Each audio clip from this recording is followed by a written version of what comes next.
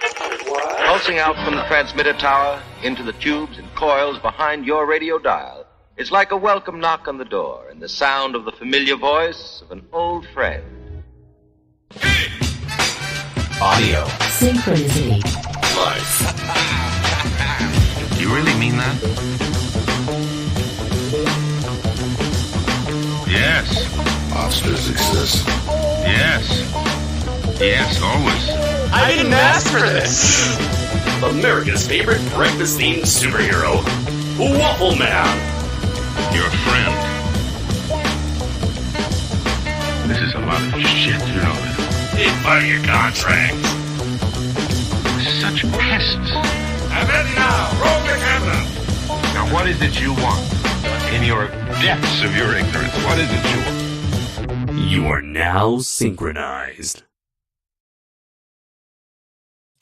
Welcome, ladies and gentlemen. It has been a good long 4 years since we have last done an episode of Audio Synchronicity. Hello, one and all. It is I, of course, your host, Andres Perez, aka Kaiju Noir, live for the very first time from good old Seattle, Washington. This is the 2024 edition of Audio Synchronicity, and here with me, as always, from the very get-go, is my good old partner in crime, Mr. Brayton Connor. Are you there, Brayton? Uh-oh. Seems like we have some technical difficulties here. Oh, I was muted. I'm there? back. Yes. Okay. Hello. Yeah, I'm stepping back into a role after decades of absence. I'm going to put as much effort into this as Michael Keaton did reprising the Batman part. I'll just spout my old catchphrases and smirk into the camera, and then I'll die at Ezra Miller's hands. Yeah. The funny thing is like I have yet to have seen the Flash movie, nor do I have any interest in it. So I'm like, okay, this could either, like, Michael Keaton coming back could either be a really good thing or a really bad, sad thing. I did the Kaiju fan thing and watched his clips on YouTube, and I mean, look, he hasn't aged in the lips that much in 30 years. Yeah. But they introduced him as like a sad hermit doing kung fu in his kitchen, fighting two Ezra Millers. And at that point, I'm like, okay, maybe some things were best left retired. I don't know. That is true. That is true. Like, they keep bringing back a lot of older actors. You know, they brought back Indiana Jones. They brought back Luke Skywalker, Leia, Han Solo. They brought back Billy D. Williams. They bring back the cast of Jurassic Park, and they all look equally sad, with probably the exception of why am I blanking out on Ian Malcolm's actor's Jeff name? Goldblum. Jeff Goldblum, yes. Yeah. As we had in our intro there. By the way, it is so good to listen to that intro after 4 years. It's I forgot just magical. how fun it is. Yeah, you have Orson Welles drunkenly crying in the background. What the ignorance of you! This is a lot of shit. You know that. Which is like very accurate assessment. Right, he's accurately commentating over our shenanigans here. Yeah, he's our reviewer. He's critiquing the critics, reviewing the reviewers, as a person used to do. But yeah, I don't know how much nostalgic blood is left in that nostalgic stone. Like how much they're gonna because everybody who has nostalgic for these things, we're getting older, you know. Michael Keaton looks okay as Beetlejuice. I'll say that, but that movie worries me. But then again, he was already like he's meant to look half dead to begin with. Right. In real life, the moss is already growing on his forehead, so less makeup this time around. By the way, I should mention that this is actually the first time we're hosting an episode of Audio Synchronicity on StreamYard here. And because of that, now I can highlight comments as we go along, such as our good old friend, Mr. D-Man 1954. What up, Derek?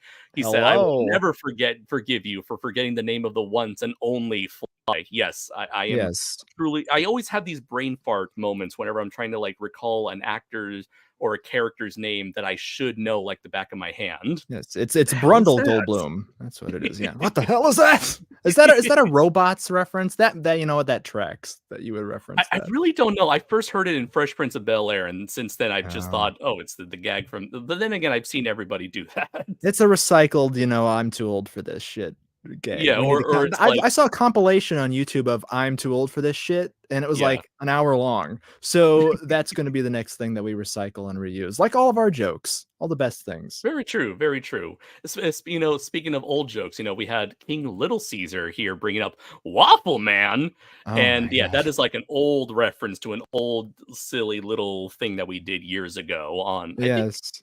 I forgot it was like a fake radio pro. It started off as like it started on Audio Synchronicity, I believe, That's where right. His origins. I made like a little video for it, which yeah, was yeah, you can Waffle see Man it. Begins. Yeah, you can see it on this channel right now. Waffle Man Begins. Like you took that audio. We were joking about a Batman parody who like harasses people into eating waffles because it's the most. Yes. This is the most important meal of the day, and then you took that and took it another level by Yeah. like some of our friends to voice Waffle Man and certain characters as like a pseudo radio drama. Yeah, it's just Frank Miller's goddamn Batman with a giant Belgian waffle as a face. Yes, of This course. is the brimming creativity that comes from my brain. That makes Uh, perfect sense. yeah, yeah. Let's see. Looking at other comments here, right from the get go, even before we were live, we had Cody here. Unfortunately, I won't be able to watch the stream live. Might check it out afterwards, but I will say that I hope you're both doing well. Have a good stream, guys. Thank you very much, Cody. And do Thank want to you. let the audience know that he's got a kaiju novel coming out that Oh my yours god. truly was a part of as an editor. It's a great read. I can't wait for it to be released. Do look forward to that. I'll certainly talk about it when it gets released. That's Wafflezilla, right? Yeah, of Everything course. everything is waffles. Everything goes back to waffles. Mhm. Let's see here. We had JF here. He said, I got to turn in this homework for class. I remember homework. My cat and my let's waffle see. ate it. Yes. I remember when they first invented homework. I Sweet. always hated it. Just got like one more touches and the audio sync is back. What? That was a thing where surprise. you know what? We were just talking about nostalgia, and it's like, hey, for nostalgia's sake, let's bring back fucking audio synchronicity. And it's like we never left, confused and all over the place as ever. Yeah, it's a nostalgic time in our lives. We're getting, like I said, we're getting long in the tooth. The gray hair. True. Is, my picking gray up. hairs are definitely coming in now that I'm in my 30s at this point. You're grandpa itchy practically at this Yeah, point. very much. Yeah. I'm already 1 foot in the grave at this point. But I guess to briefly go over just like what led to this resurrection of audio synchronicity. So our last episode was episode 21, way back in January of 2020, right before the world went to wow. shit. Oh my god! And we were talking about Tiger King, which kickstarted the world going to shit, which also tracks. Yeah. And pretty much like I feel like it was definitely for obvious reasons why we just could not do audio synchronicity, because just sort of life just drastically changed for a lot of us, and so we were just no longer in a position to do what we usually did. And then by 2021, 2022, things we had other priorities. 2022 was especially a big year for me because I had moved from Japan back to the US, and then 2023 meanwhile was pretty much like me just doing a whole lot of job hunting, trying to get myself reestablished in the US again. And now 2024, You've moved out of the US to the fictional land of Seattle. Yes, exactly. Yeah. the home of Bigfoot and Frasier and Nirvana and grunge and flannels and Starbucks. And now you're all decked out. You're all in that lifestyle. I literally go to work wearing nothing but button-up flannel shirts. You're a lumberjack and you're okay. Exactly. Yes. I work all night and I sleep all day. So not much has changed, just your location. Very true. But yeah, that's basically the long and short of it in terms of what I've been doing. But we can definitely get more into that. How have you been in the time since we were doing, audio synchronicity back in the day? Because while we have done live streams or collaborations on this channel since 2020. Usually just for the holidays. Yeah, holidays little, or Halloween, Christmas, commentaries, that kind of stuff. There are little bashes involving Arnold Schwarzenegger and the occasional Mexican wrestler that we pop back online for. Very true. But no, in the midst of our absence, I don't know. I feel like, well, geez Louise, I don't even remember. Did we even start the MST3K fan films when we were doing Audio Synchronicity? I don't remember the timeline. It was certainly the case. At least it lines up, because I do remember doing Audio Synchronicity with you for a good long while, because it was 21 episodes and we did one a month, so that's at least a year, so like 2019. So I know it has been a good long while since we did the last episode of our fan MST3K versus Gamera series. Yeah, Super Monster put me into a coma. So basically I've been recovering from that, being spoon-fed Jello in the shapes of turtles. And you were like Hector Salamanca, you're in your wheelchair ringing your my bell. bell. Ding ding. Making those glorious faces that he does. Yes. That actor's passed away recently, by the way, too. No. R.I.P. to him, and he didn't explode this time, which... Oh, thank God. I mean, yeah, the funeral would have been extremely messy if that was the case. But what... They have an open bucket for his funeral. I don't know, like, really... I haven't been bouncing around, coast to coast like you have over the past 4 years. Or border to border, in my case. Border to border, yeah, that's true. Always jumping. I went from the Mexican border all the way to the Canadian border now, and not being stopped, hopefully, at airports any longer. Hopefully, we'll see about that. I am somewhat curious because I'm so close to Canada now. I have thought about traveling to Canada, but then I think about what happens. So I guess to catch people up on what I'm referring to, there's a lot of catching up to do for this episode. So much ketchup. Bring in the condiments. So way back, I want to say in like 2016 or 2017, I was visiting the US for G-Fest. I was flying from Japan, had a layover in Canada, and then arrived back in the US. Now, going from Japan to Canada to the US, I do not go through Canadian customs. That's not until, it's US customs in Canada for whatever reason. Now, going back to Japan, I do go through Canadian customs before I head back on my flight to Japan. And for whatever reason, there is someone out there with the exact same information as me. There's some other Andres Perez out there who's not allowed in the country.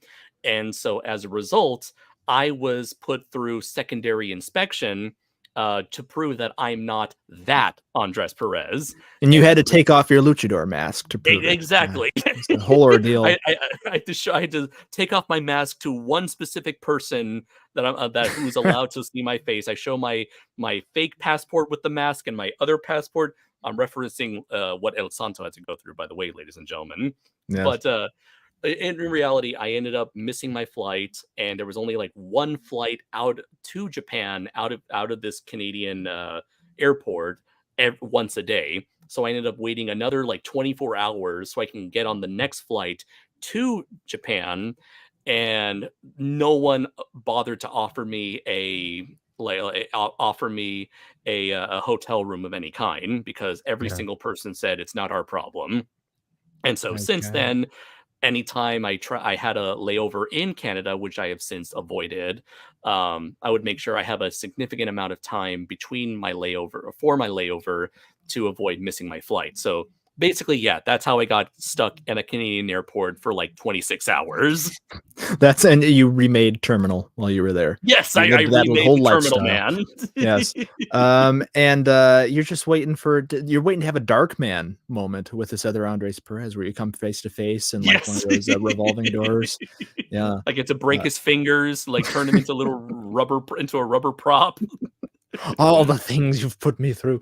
Yeah, you have just not had the best of, and I don't know, well, maybe we shouldn't go into this because I know you and I had brainstormed an idea for a live stream series while you were in quarantine.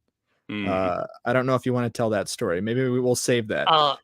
You know what? Honestly, I do not remember much of that. So do feel free to refresh my memory. Oh, well, you were, I believe you were recalled or corralled from the Japanese airport onto a Ah, bus, and then okay. it's called coming back. Okay, so let me at least explain that whole Okay, debacle. because you called Uh, me the night of that all happening to comfort you oh yeah, in your yeah. jail cell, if you recall. Let's see here. Senator. But wait, we have I forgot to mention. So like, not only do we have JF, we have King Little Caesar. We also have Doomzilla here. Yikes! Oh, Talked about a long process. yeah. What's up, Doom? And we have Derek, who says, when I came home to the US from Canada this summer, they forgot to put me through customs. Our plane went to the wrong gate, and I never went through customs in Canada or the US. Wow. The TSA procedure over there is just sure, go ahead, sure, go ahead, sure, go ahead. For the whites, anyway. That's I was gonna say, it's like I think you got lucky for a reason, Derek. yeah. They have those little Let's like see. But paint last time, swatches you get at the store and say, go through, go through. I think that's didn't Family Guy make a joke or something like that? I don't recall. yeah, it's just like someone puts up like a various skin tones and looks at Peter's like, "Yep, you're free to go." Yeah, that's it. Yeah. Uh, But anyhow, But let's see. Derek said, "But the last time I flew to Texas internally. Oh, I guess he meant like domestically through the U.S. They put me in customs. I didn't have any of my info, so I was stuck in the U.S. from the U.S. America, ladies and gentlemen." fuck yeah. Ba, da, da, da, da, da. Let's see.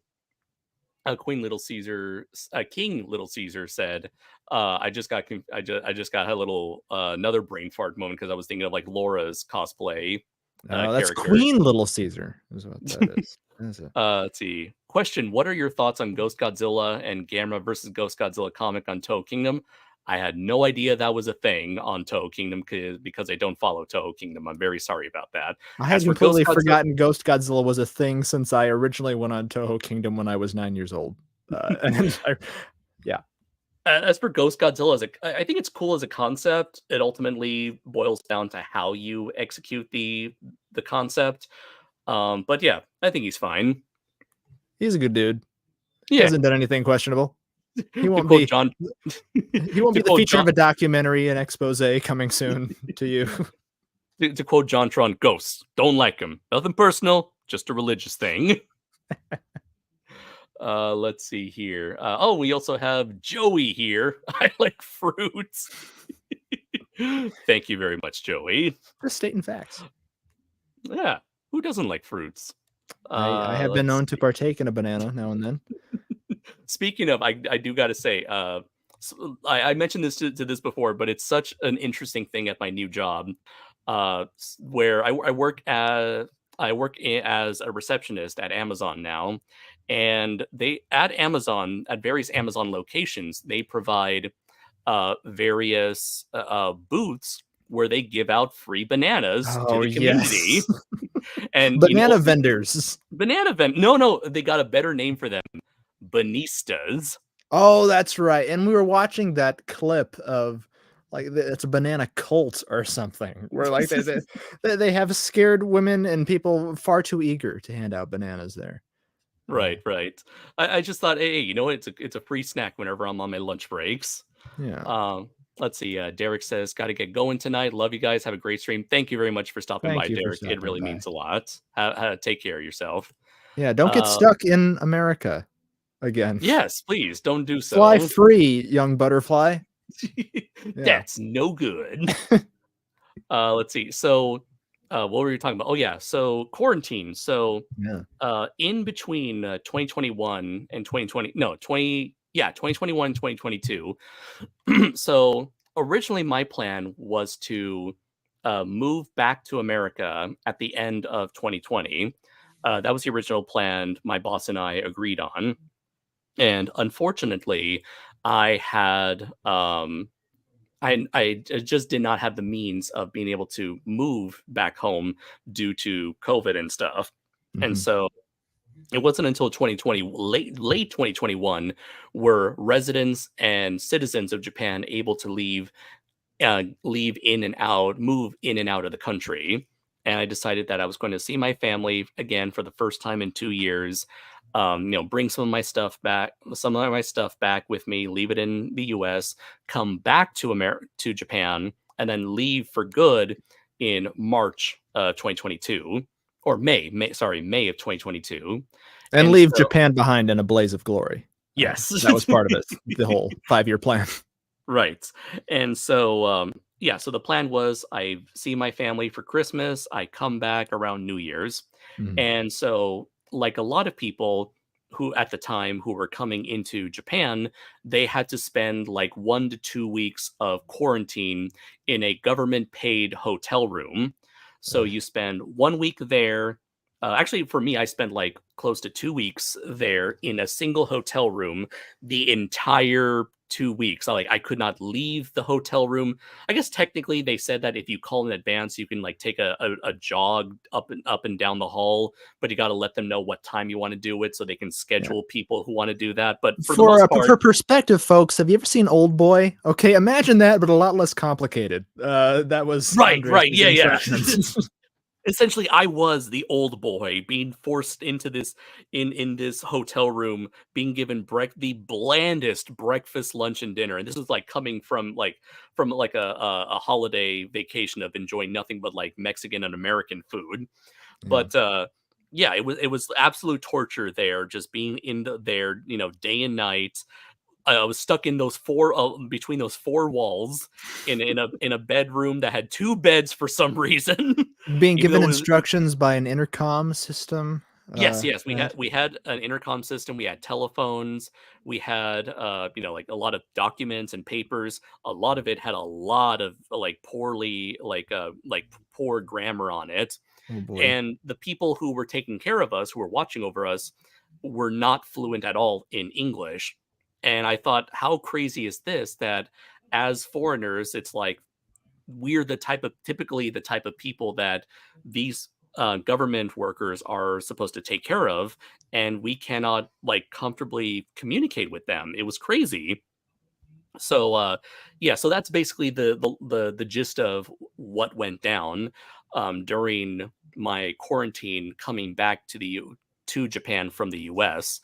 Yeah. Luckily nowadays, there are like no restrictions, no quarantine, nothing like that at all. Not Mhm. since late 2022, I want to say, is when they finally stopped doing that. Yeah. Um, Because have you gone back since you moved away?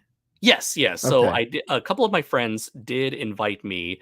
They brought me along on their big trip to Japan last Uh-huh. year in September. I was brought along to be their tour guide essentially. Right. And it was great being back in Japan. It's definitely a very different experience to enjoy Japan as a tourist compared to being in Japan as a resident, where as a tourist, you get to enjoy all the benefits and none of the hassles that come with living in Japan and dealing with Mhm. residency, work visas, Yeah. sponsorships, and having to constantly work with people who their job is to work with foreigners, yet they can't speak any language other than Japanese. So that's always a pain in the butt. Um, so yeah, that was the thing where I was brought over. No, I was brought over. I was there tag along with my friend. You It was the hitched five of along us. in the suitcase Yeah. that they stored overhead. um, and it was a lot of fun being able to see Japan again. Just it certainly felt like wearing an old comfortable pair of shoes, Mhm. um, where it felt both familiar and relaxing and comforting. I got to show my friends Gifu City. Get to see, walk the old stomping grounds. Got to Yeah. see one of my Thinking you were big students. shit. It's like you're touring your old high schooler again saying, "Ah, I see Yeah. that's where Corn Job and I made out behind the gym lockers, and then I shook the dirt of this old rusty town off my back."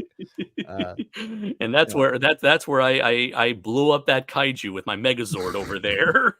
Good times, good times. A lot of meats everywhere. Yeah. It was yakiniku for everyone. Yeah.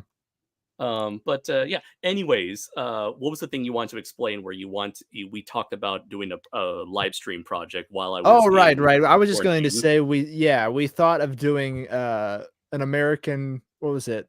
because we were gonna spoof like the title that you guys use for an SOS episode, like an American an Mexican American Mexican in Japan. Yeah, quarantined or locked down in Japan or something. Where we would do like a short like check-in thing every day on like a welfare check, I guess, on your condition, and seeing you grow out your fingernails and your hair and you emerge from the black cave of your hotel room. We didn't do that. Like each episode I was slowly going more and more insane.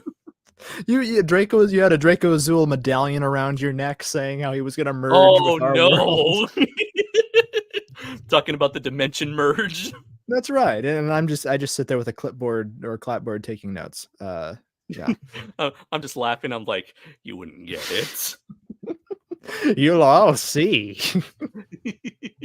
Yeah. Oh, you're making a Joaquin Phoenix Joker. Yes, I am. Okay. You get what you fucking deserve.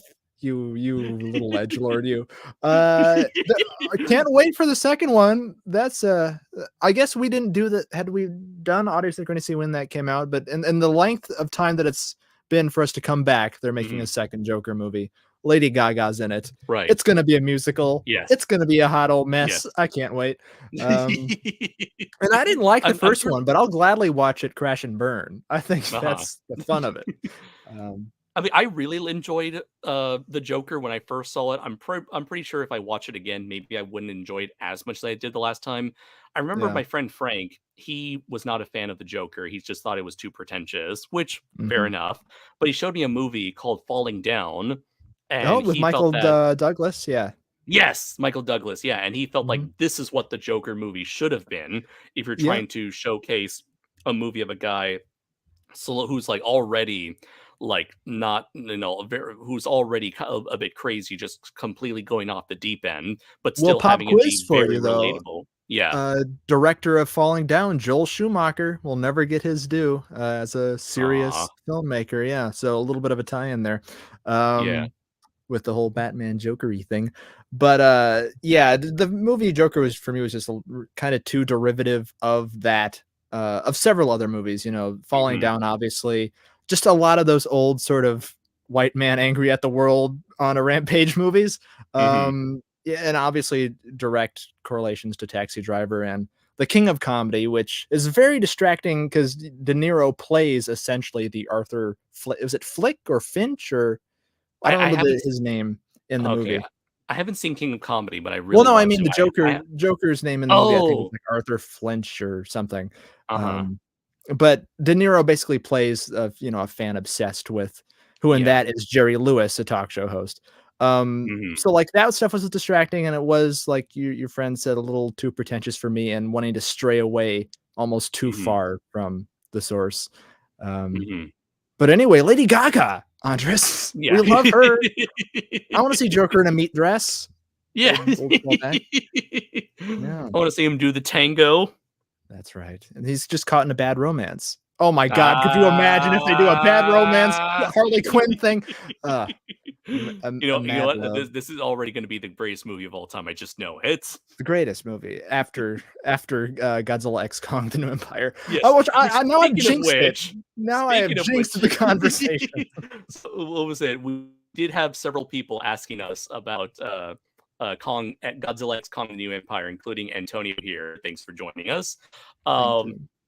My first thoughts were, that's a movie, all right. Things were moving. That's certainly a gore all right. It's the thing is, it's like I've talked about this with a lot of people already, and I did record a review with Gorazard and my buddy Frank, aka 8-Arm Spidey, both of whom you may recognize from the Godzilla -1 review I did a few months back. But basically, to sum up my thoughts, we have certain people here like Doomzilla who says, Godzilla X Kong is very Showa, or it's like a tribute to the Showa movies, or it's an homage to the Showa movies. It's like, I could not disagree anymore from personally speaking. Now, for anyone out there that gets the same kind of enjoyment out of the Showa movies, out of Godzilla X Kong, like they do at the Showa movies, awesome. That's more power to you. That's wonderful. I'm always happy when people get more enjoyment than I could out of the same media we watch. But I like pooping on the parades. I fly over and I like being the big guy. Duh. But what was it I was gonna say? But yeah, for me, I do not see the Showa era when I watch GBK or GXK. Rather, what I see is just basically this movie's attempt at copying the exact same formula that every other modern day big budgeted 10 pole summer blockbuster movie Yeah. tends to do. When I see this movie, I don't think of the Showa era. I think of, oh, it's another Rampage. It's Yeah, another it's Jurassic Warcraft, World. Rampage, Rise of the Fallen. This is what it Yeah, is. yeah, it's another Bayformers movie. It's another Fast and Furious movie. It's another The Yeah. Meg movie. It's just every single generic blockbuster template, tentpole film just sort of rolled into one. Just slap the Godzilla IP. The on IP, right? purpose. And if it didn't have that IP, then it would literally just be another in a long line of. Oh, sure, sure. I feel like it's really it's an asylum movie given a budget, and it's gotten too Yeah. large scale for me at this point. Mhm. I think I've mentioned like I was getting pretty burnt out with the MonsterVerse after King of the Monsters, and my point of view at that point was like this is really starting to snowball downhill fast, and surely it can't get any worse than this, and it continued to disappoint me. In comes like John Cena, who's like, "Are you sure about that? Are you sure about it?" Yeah, through the ripping, a giant ripping monkey butt. Yeah, and Ace Ventura style. And I would love fun Godzilla stuff to be out there again. Yeah. I didn't get around to watching Singular Point, so I have no idea about that. It's got you in it though. I know. Well, I was there again, so I don't need to partake. It's all haze to me. But I don't know. Godzilla -1 did come out and bought a lot of goodwill for me and like restoring. Oh, this is why I like this. I saw that in the theater twice. I was very, very happy. I just want things to be handled, not even like, because I'm sort of the opponent of like the Godzilla has to be dark and gritty and cool because I'm older now mentality. You can have both chocolate and vanilla ice cream. Yeah, yeah. And I kind of prefer the lighter fare. It's just I wish it was done. Just lighter fare and fun Godzilla doesn't mean dumb Godzilla. You know what I mean? You can do it creatively. Oh yeah, and for sure. interesting. Yeah, you can be fun without it being dumb. Like for me, I still consider Pacific Rim to be the gold standard of how you do a fun movie with a lot, while still also having it be unique, have a lot of that creative passion behind it, a lot of that heart. Just a lot of what makes it say the people behind this project give a shit and they're trying to make something that stands out from the crowd. Whereas with this movie, like GXK, like GBK, they're both, for me, they're kind of almost interchangeable in terms of my thoughts, but they're not bad movies. They just don't stick out to me enough to stick in my brain after watching the movie. I watch it, I enjoy it for what it is, and then like the very next day I completely forget about them and move on with my life. Whereas with Pacific Rim, that's a movie that like stays with me even 10 years later. It's one of those special experiences. And again, it's like I'm not, for all those people who want to say, "Oh, you just want it to be like -1," that couldn't be further from the case. I love Final Wars. I adore Final Wars to the grave. Final Wars is a movie you could only have gotten from someone like Ryuhei Kitamura. Yeah, and it has such like a spunk and an individual. And I know obviously there are up the wazoo ripoffs of like Independence Day and things in the movie, but it has such an yada yada. But it, like in the casting and in this the entire tone and vibe of the movie has its own spunk and charisma to it. Fucking Don Fry is irreplaceable forever in my heart. But that is like one of the sit down, turn my brain off, and and not hate the world for a while type of experiences watching that movie. But granted, too, I saw that when I was 7. And maybe I'd feel different if I saw your new empire, Godzilla X, the new Kong Empire, when I was younger. But at this day and age, I think it's just, I don't know. I think we can expect a little more out of the franchise. Dare I say? Yeah. And again, we're not berating anyone who likes No, this movie or loves the movie. That's not what we're doing at all. We don't want to put down anyone. And I feel like I'm only saying this because it feels like within this community, people do. I've noticed that people do tend to take a lot of attach people's themselves to the. that, and I do notice that people tend to take certain arguments out of context. So I'm just Mhm. clarifying here so that people know exactly where we're coming from. Let's not get Um, anything misconstrued. Some people like, a film version of a Jackson Pollock painting where it's just so much stuff thrown at them. It's splatter paint uh-huh. with a Diddy Um, Kong.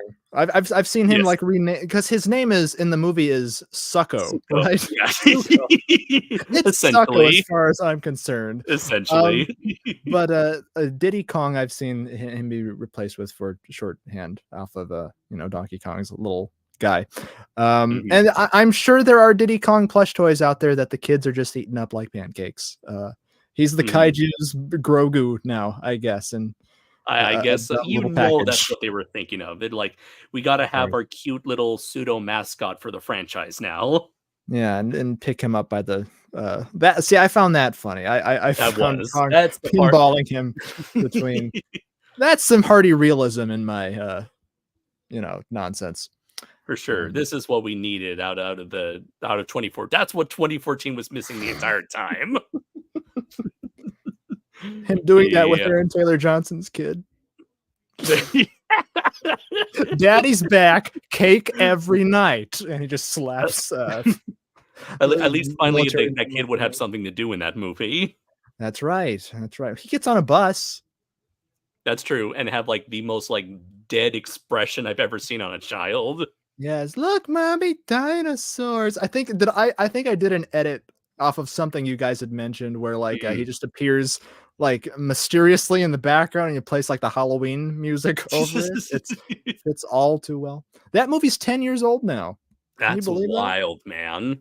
Like, I Mhm. still remember the day I saw 2014, Me too. where yeah, I was coming out of my latest college exam, Mhm. and a friend of mine who happened to be in the area was also interested in watching the movie with me.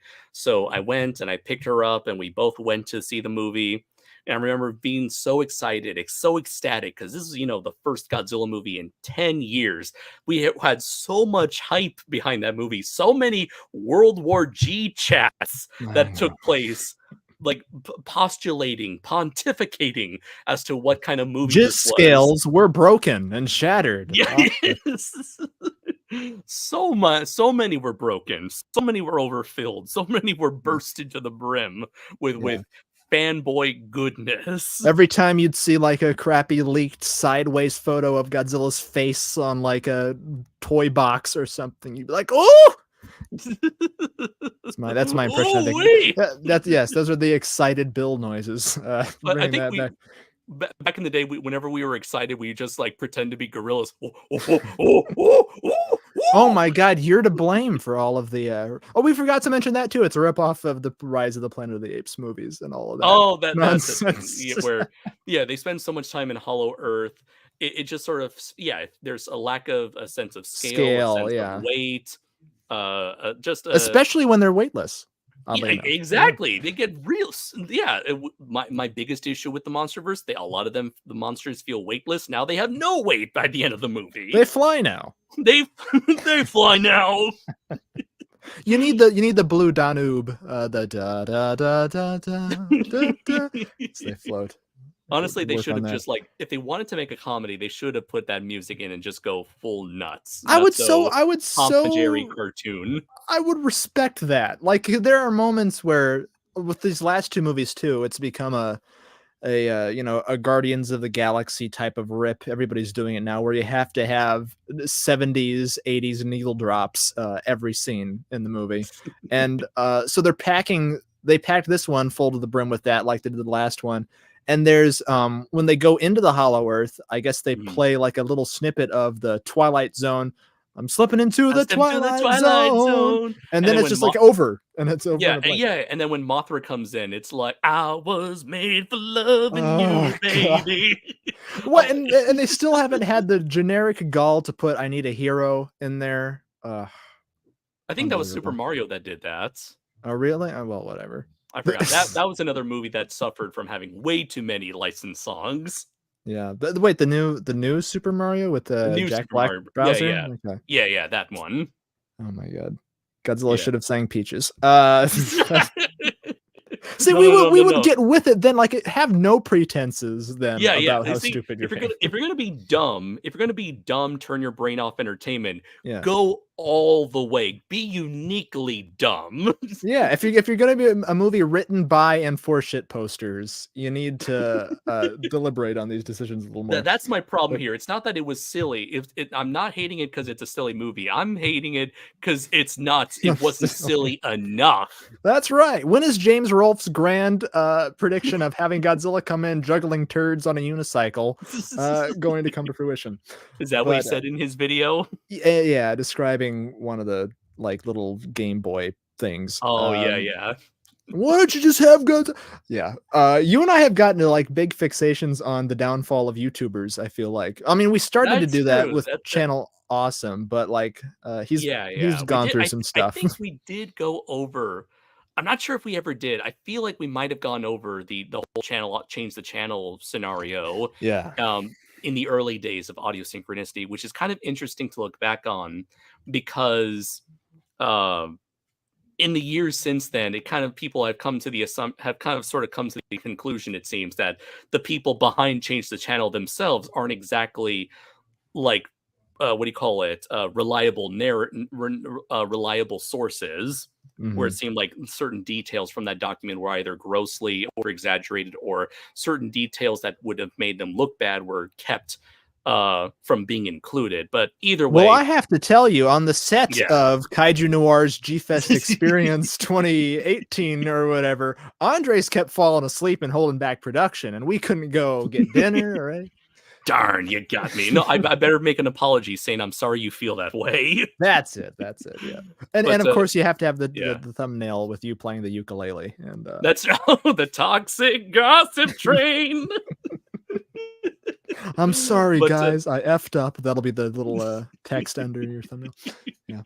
I mean, I'd rather that happen to me than let's see, who's the latest person with an apology? It seems like last year was like the year of YouTube apologies. I don't know. Me, after tonight, I apologize for all of my comments and calling him Sucko when it was Zuko or whatever. I'm very sorry, guys. The Monsterverse is a masterpiece. I don't know what I was thinking. I promise to do better next time. And so, now I remember the big one last year was what's his name? James Somerton. Oh, I think that was the guy. He would like because a YouTuber by the name of H Bomber Guy put out like this. I think it was like a 2-3 hour 4-hour video on YouTube on plagiarism on YouTube, which happened to have included the James Rolfe Cinemassacre fiasco from 2021, and then half the video was dedicated to James Somerton, who was a guy who would write video essays specifically on like LGBTQ representation in media, but it turns out good majority of his videos were plagiarized from other LGBTQ writers, and he came out with like a really wait a minute did he plagiarize my giant takedown of Mega Man? Did he do that? More than likely he did. Oh man. And I'm so out of the blue. Well, that's the thing. A lot of the plagiarists in H Bomber Guy's videos mainly tried to plagiarize lesser known people in the chances that they could better get away with it, as opposed to plagiarizing like a high profile dude or whatever. See, that's why we have to thank technology. Now you just plagiarize from ChatGPT. Very true. You get that to write your videos. You get that to write your kaiju films. My kaiju my Draco Azul comics. Yeah, you have the nice easy breezy lifestyle from here on out. Very true. I can just Draco Azul appears in this place, punches big fish. Done. There you go. That would be funny, but just put like ask ChatGPT to make a Draco Azul comic and just read verbatim what idiocy it whips up. That'd be hilarious. I've dabbled with it, and hysterical results have come from it. It's not quite there yet. Right. But I guess the fact that it's getting better. It's getting better all the time. That's what has scared a lot of people out there. Yeah. And it's just sort of been like another one of those big talking points in like the last year or so since we've been away. My And gosh. yeah, my sympathies do go out to people who are afraid of, the ever changing landscape. I just feel like, as much as it sucks, it's just going to be one of those things where you cannot change it. It's No. once the genie's out of the Out of bottle, bottle, you can't put it back in. Yeah, and put it it's back. Yeah. you have to make your laws and everything to work within the technology, and I don't know, use it for I don't know what there are forces of good you can use it for, like the uh it has done wonders for like restoring like old archival audio. I know the Beatles put out a Oh, new true. well, okay, the two Beatles let this Mhm. be released, where they put out a new song by like using AI to clean up a lot of the original like John Lennon vocals for it and everything. Mhm. That stuff I find kind of cool. Where it can be used for like restoration purposes, or Mhm. even you have that with like movies and stuff where people are like doing tests of like upscaling things, and a lot of the time it's kind of mushy and crappy looking. But Mhm. I think like advancements in that direction are a good thing. But using it to like, Right, right. again, for plagiarism and doing things without people's consent, if it's not like a dumb Joe Biden plays Fortnite video on YouTube and it's actually malicious, then that's a Uh-huh. problem. Yeah. Yeah, that's probably the thing that scares me the most in terms of like putting out false information and like Mhm. manipulating information and misleading people into thinking one Yeah. thing when it's actually the other. Yeah. Um, that's just, and again, this is going to be one of those things where it's like I feel like if more uh, AI generated content is going to be out there, then there's definitely going to be a lot of systems needed to be in place in order to better detect this kind of stuff. Like Mhm. the one thing, like, as much as people like to complain about Twitter, and trust me, there's a lot of things to complain about Twitter, but I do like the system where anytime there's someone providing misinformation, there are community posts that give a brief. If there's enough people complaining about a certain post, there's a little correction underneath that person's post that says that This may provides contain, yeah, yeah. or not so much this may contain, just pretty much basically saying, exactly what This is bullshit. Here's the or yeah, basically, where it's like, oh, I hated when this person does this thing. Community post. This person has not done this thing. Oh, that's hilarious, actually. Oh yeah, for sure. That's like the Red Letter Media subtitles thing. Of like, Rich All has no right. idea what he's talking about. Under we need more Yeah, of that. but that's the thing, and it's kind of I don't know, and no, I have no clue. I'm not the right person to talk about this kind of stuff, but I Mhm. just feel like as much as more as this as more and more prevalent as this technology comes about, and the more that big giant companies are all jumping on the AI bandwagon, because of Yeah. course they want to try to see how much they can get away with doing stuff for the least amount of spending. I feel like it is going to bring out consequences, and I hope that these companies are willing to do something about said consequences the more they begin to rely on it. Again, it's one of those things where the entire paradigm is going to shift, and everyone has to just pretty much get used to it, learn to adapt with it, because as we mentioned before, there's no going back at this point. Not You've saying I'm in opened Pandora's box, and box, there's and there's no no closing it closing it now. now. Yeah, there's this is kind of audio synchronicity worthy. There Mhm. was that Willy Wonka experience that took the internet by Ooh, storm. That was written, well, the scripts were written and the artwork, yes. promotional artwork was done for it. That did mislead people into thinking, oh, we're entering a magical marshmallow mushroom land of Yes. wonders. And then you meet evil eyes wide shut silver mask man behind the mirror character, and that poor Oompa Loompa lady cooking up at a meth lab Oh, or whatever. yeah. Yeah. Oh boy.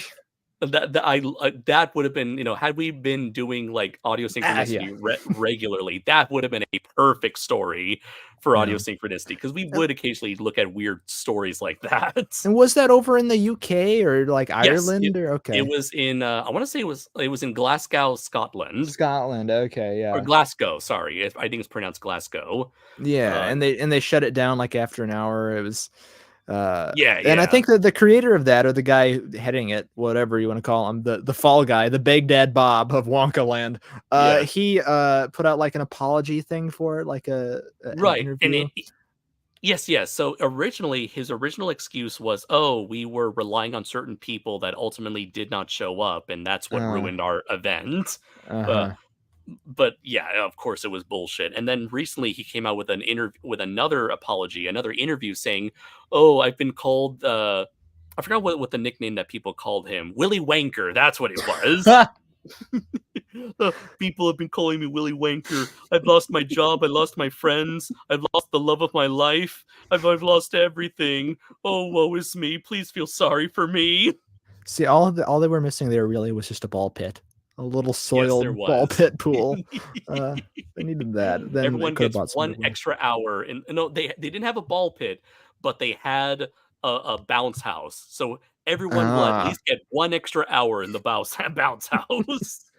yeah, those images were terrifying, and my sympathies go really towards the small children who were Yeah. mortified by the beast lurking behind the mirror. And I've seen like artwork Uh-huh. online too, like fan art of Oh, depicting yeah, that people fell in in the love Roald with the Dahl style. unknown.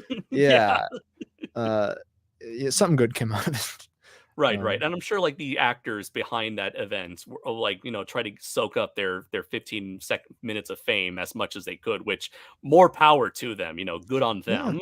Well, I would go to like, cause my family's gone to Disney several times, and I, Yeah. at a younger age anyway, I thought, oh, it'd be kind of cool to be one of these, ride tour guides or whatever who don't have to wear the giant mascot uniforms, obviously, but who can get Mhm. like really invested into their parts. Like I'd always want to work at the Tower of Terror or something.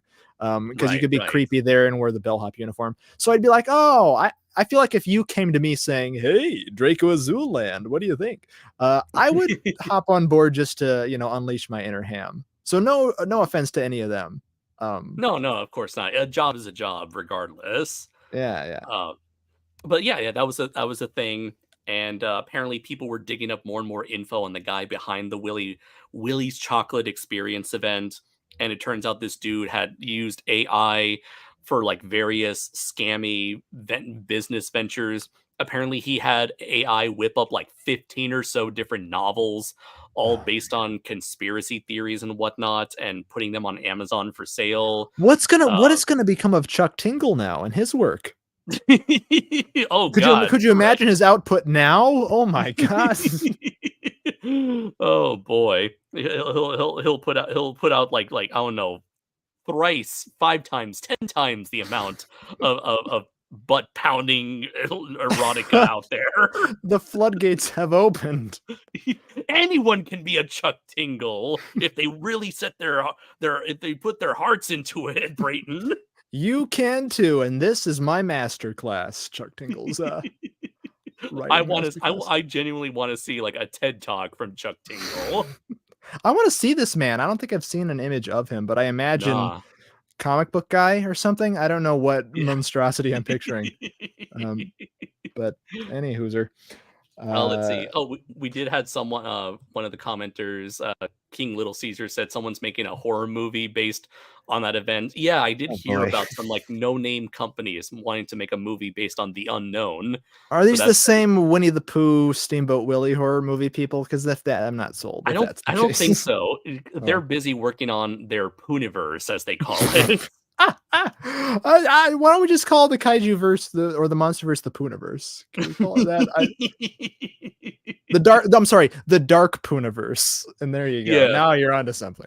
Yeah, and JF, yeah, mentioned, yeah, they're making horror projects based on childhood properties. That's right, because earlier at the start of this year, Mickey Mouse's Steamboat Willie, and as well as like the previous two shorts, went into the public Mhm. domain, and like Yeah. immediately people were coming out with like uh, shitty horror projects. There was like Yeah. Infestation 88, and then there was another one that was like a horror movie called well, what was it called? I, uh, Mousetrap, Mouse Hunt, something like that. Mickey's Mouse Hunt, or I don't know, something like that.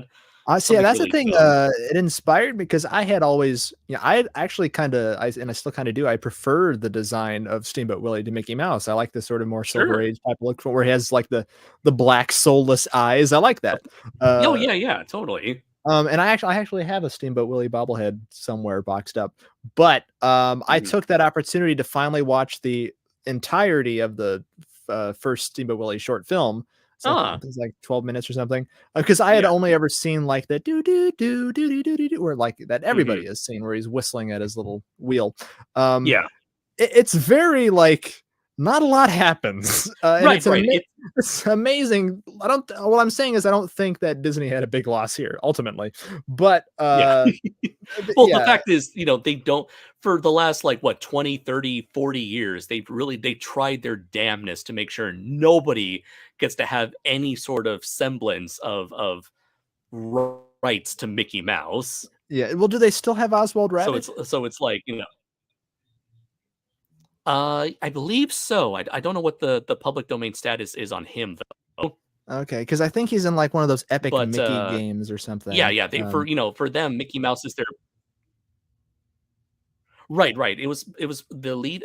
It was them purchasing the rights to Oswald the Lucky Rabbit from some third party company. That's how they were able to start putting Oswald in Disney projects, and Epic Mickey was the very first one. Yeah. But they try their damnness to keep a hold of their precious internationally renowned icon, making sure no one ever gets their hands on it, and now people can. And for a while it was like the biggest buzz, where like everyone wanted to do their own thing with Mickey Mouse. And then like by February it all seemed to have died down, and now it seems like you don't hear anyone talk about Mickey Mouse or doing something with Mickey Mouse. Not even those horror projects. I haven't heard a peep out of the movie or that new game. No, they'll come around after the buzz is long gone. That's kind of the MO with internet trends, though. Like everybody has such.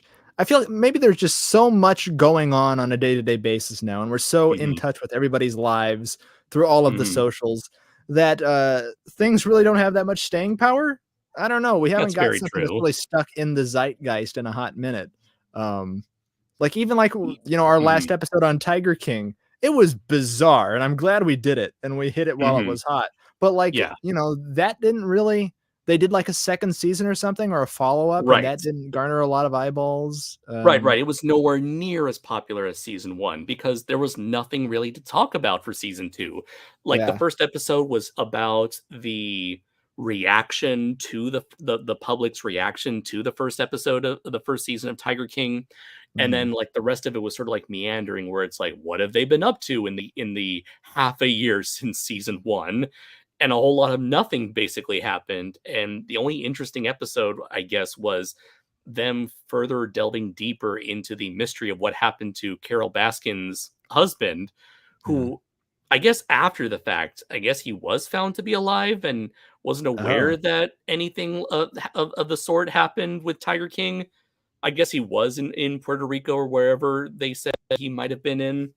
Oh my god! Well, I know that also that I didn't see it, but there was a Hulu movie produced or something, an original film based on it, similar to the very crappy unlicensed or whatever Mike Tyson one that they produced as well, I guess. But yeah, it just seems like there's a big trend in the mainstream when it comes to hitching their tail or hitching their wagon to big pop culture moments that you just come up a little too late.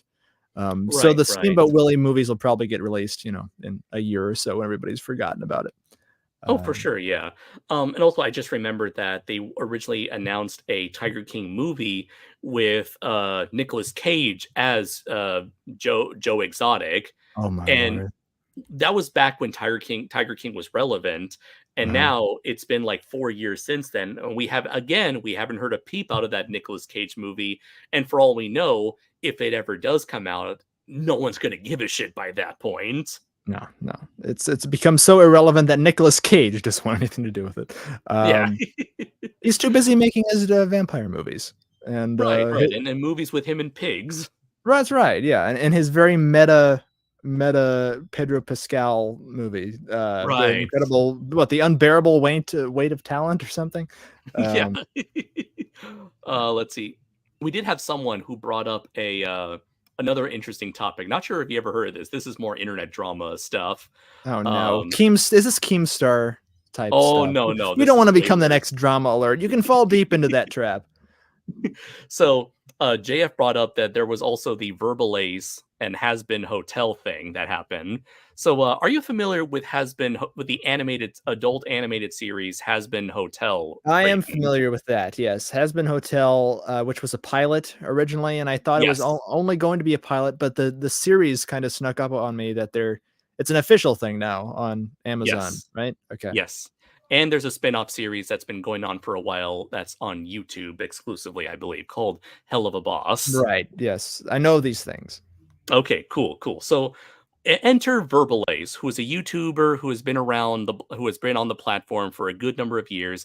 He's Uh-huh. basically known as he's a beatboxer, and you may have remembered that meme where it's like you see this dude going no no no no no no no no no no no no no no no no no. He's like doing like a beatboxing thing of like the Tetris theme. If you haven't, that's perfectly fine. I've just been on YouTube. I've just been on the internet too much to know these like dumb random memes. They just have a permanent residency in your mind at this point. So Yes. I'll take your word for it that it happened, and I believe Yeah. you.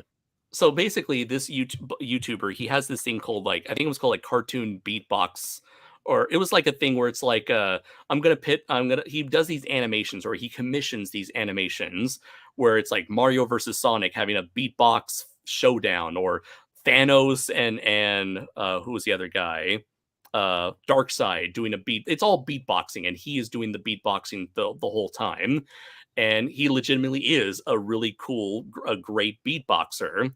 And so he's doing like rapping and beatboxing at the same time. And that's what he's known for. That's his bread and butter. Just doing Mhm. these sort of like, it's kind of like Death Battle from I was going to say Screw Attack, but no, I don't think that's Screw Attack who does Death Battle. But basically, it's sort of like, hey, what if this character beatboxed against this character, and It's who would win? epic rap battles of Epic rap, beatboxing yeah, history. that's what I was thinking of. It's epic rap battles, but it's beatboxing and it's animated comic book, video game, movie, TV characters. Well, Okay. out of nowhere, he ends up uploading this music video where it's basically him, his self-insert character, being chased after by the main character of Has Been Hotel, who is like desperately lusting after him Ah. in a very how do you say no sort of way, like what do you call it, what's the word, no means no sort of way. Ah, yes. In a I'd rather have drugs than hugs sort of way. Yes. But it's like it's clearly meant to be this like weird self-insert fantasy sort of deal, and Oh. everyone's wondering why the fuck did this guy uploaded this thing, or why did he make Yeah. this thing? That's And like an addition of his private fan fiction stash that you would hide yeah. away. I mean, I'm not pretending I haven't done that with fucking I don't know. Uh I was going to say David Bowie, but it's got to be someone fictional. David Bowie was fictional. I haven't done that with the Goblin King Jareth. No, of course not. So apparently he had spent like tens of thousands of dollars on this project. Yeah. I think I forgot what it was, like 30K or something. No, I don't think it was 30K. It might have been like somewhere between like 10, 20K. I've forgotten the details. 1K is probably too much. But he spent like thousands of dollars on this project. And I guess according to him, when he eventually came out and explained what it was, he eventually said that this was supposed to be a thing that he was going to do on the side that was separate from his beatbox videos. But then he thought, you know what, maybe this might be better just to have no association with me, but still try to. Oh, no. I think he wanted this to be a personal video, but then it got so big, it got bigger and bigger and more expensive as time went on, that it's like, fuck, I can't just like spend tens of thousands of dollars on this thing and not see any sort of return on this investment. And I'm thinking to myself, then why just spend that much to begin with? It's like, for me, I spend thousands of dollars on Draco Azul. It's like, I know I'm not going to see a return on my investment, but at least I'm getting something out of it by putting it out there putting it out there for people to buy. But yeah, it was never meant to be shown publicly. He really debated at a certain point like what to do with it, and eventually I think it accidentally got uploaded. He uploaded it, and I guess he wanted to show it to certain people privately, but then someone leaked it, and then it went everywhere and went viral, and he became the laughing stock for like a hot minute on the internet earlier this year. Yeah, he got a little of the weight off of DSP's Yeah. shoulder, right? Yes, Divert the attention a little bit. Someone Yeah, else leaked something embarrassing. Well, DSP leaked a little more than just right, something right. embarrassing. It wasn't someone else who leaked him. He leaked himself. That's right. And whatever he does in the privacy of his own home, fine, but just don't force us to see it. Oh, the camera's on. Oops. I was scratching my legs, fellas. That's what I was doing. I make that face when I scratch my legs, to be fair. Yeah, Your Honor, let's deliberate on this. But anyway, so what has really become of him since? Has he provided any context furthermore, or explained himself, or had the video taken down? I think he definitely took down the video. I'm pretty sure he did, but at that point, it already became a new meme online where people have been like replacing him with other characters being chased by the has-been hotel protagonist, which has led to or other characters chasing him. I was going to say, has there been a Shrek yet? A Shrek version yet? I'm pretty sure there is. There probably is a version out there of him being chased down by Shrek. Yeah, I think I combined Shrek and Shaq and said Shrek, so let's pretend I didn't say that too. I can't believe I'm the only one to ever make that mistake though, so let's move on. But well, yeah, we need to do that with ourselves. Where's our own vanity? Let's who would you want to who would you want to be chased by? I'm gonna still go with David Bowie, Goblin King. Let's see, who do I need to be chased by? The Creeper. We can play some knockoff Beatles music as you're chased. Yeah, I remember we did do a similar thing back then. We did. Oh, right. Well, those things, okay, we've made a lot of videos that are meant to be private and haven't gotten leaked to the public just to compare ourselves with so that makes us better than Verbal Ace at the very least. And it's nothing nefarious. It's mostly dumb in-jokes. That's what it is. Right, that no one is meant to understand except 5 people in this world. And the 5 people in this world understand it all too well. So those have stayed private, and I guess I don't know, because YouTube does have a thing. I've experienced one thing with one of the MST3K things where I posted it. Well, I made it public and then I unlisted it. But since I made the mistake of making it public for like a millisecond, it would like appear in people's notifications and everything, and they would have access to it because I didn't private it. So you just got to be careful with that kind of stuff, because the internet, you can try your best, but everything stays forever here. Oh, for sure. Maybe I might have said some things I wouldn't say today on like the SOS podcast, but hey, it's out there.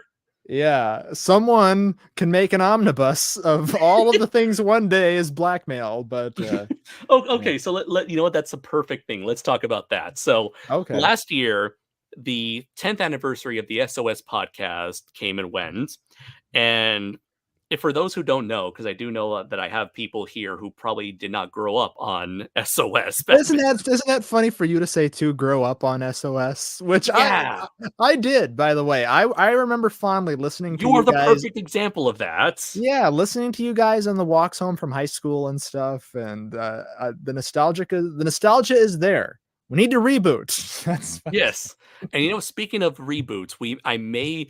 In the very I'm in talks with certain individuals of doing I guess what you can call a spiritual successor to SOS that is coming soon on this channel. So look forward to that. I'm not saying SOS is coming back, because there's not like the fact of the matter is Dylan and Bill are no longer on the internet making content, and after their embarrassing DSP situations. Right, exactly. The Godzilla fleshlight finally came to fruition, and it was going to get tested eventually. Well, let's just say lives were lost in the process. Right. We'll honor their spirits.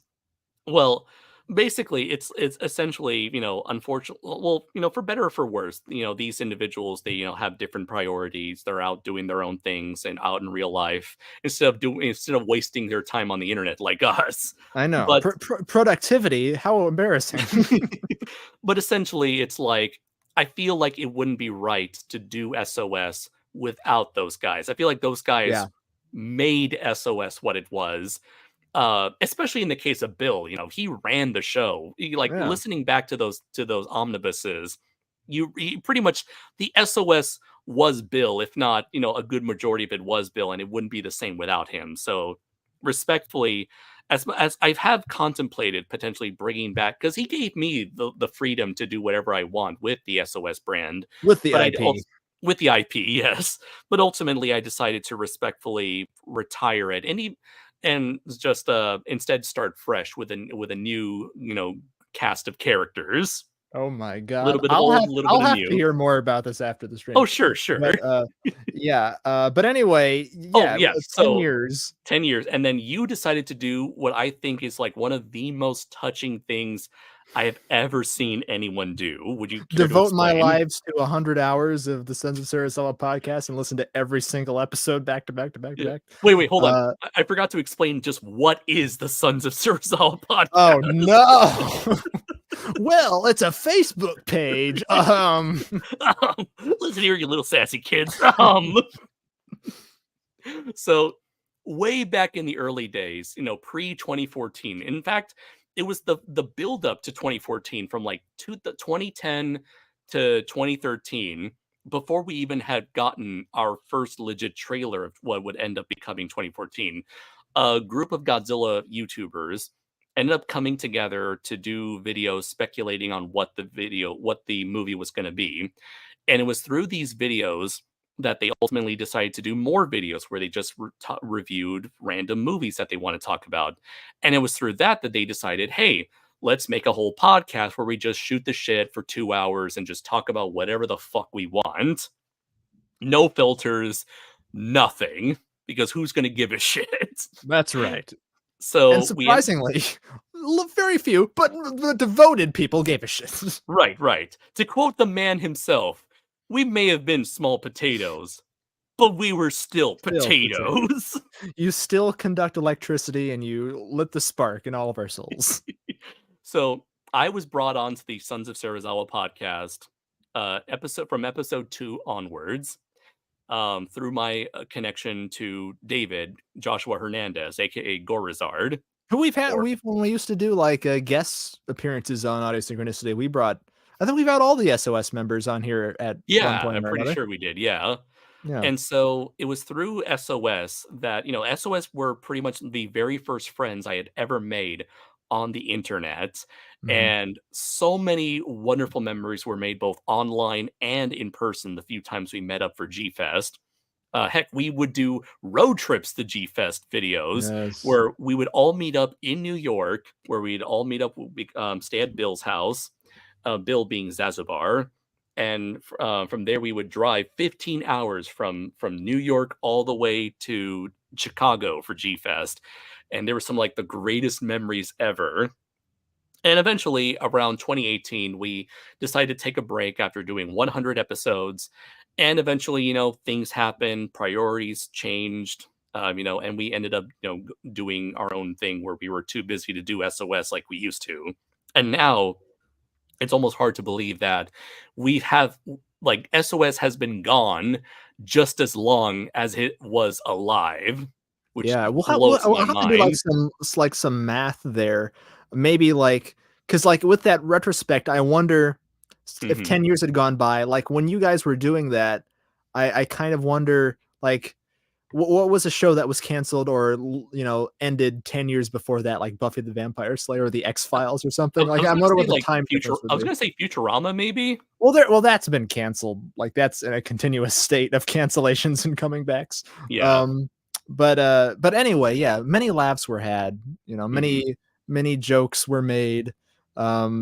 Yeah, I was on, I think, the second to last episode, or a few of them anyway, where we would play like games and things, and I would lose trivia matches to you and Gorizard. Or no, I would almost win, and then Gorizard would win on a technicality at the end. That's how it is. Like we do like a go into overtime.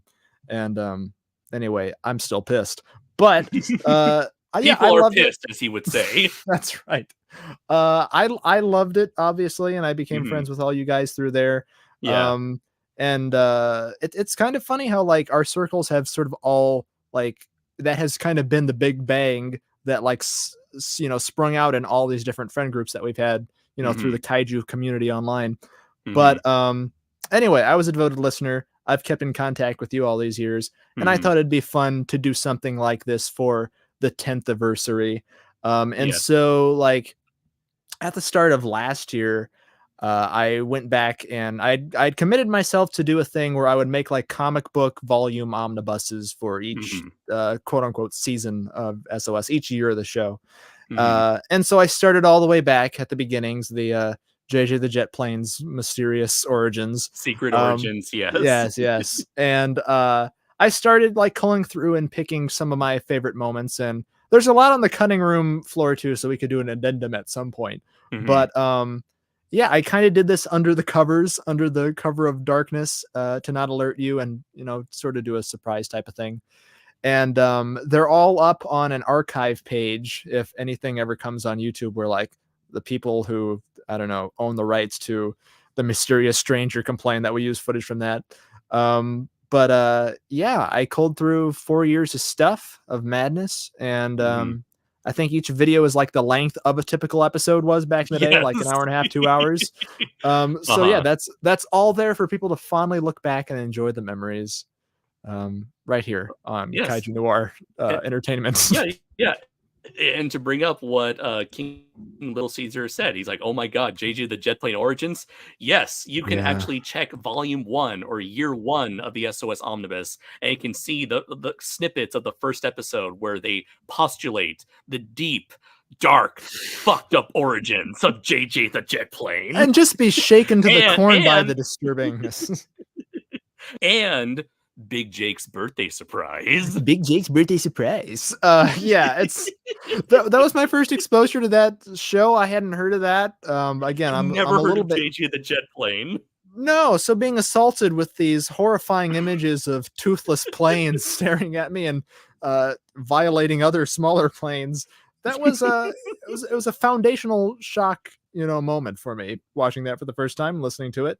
Because I think that was one of the very few episodes Bill actually included images for, so he put those in.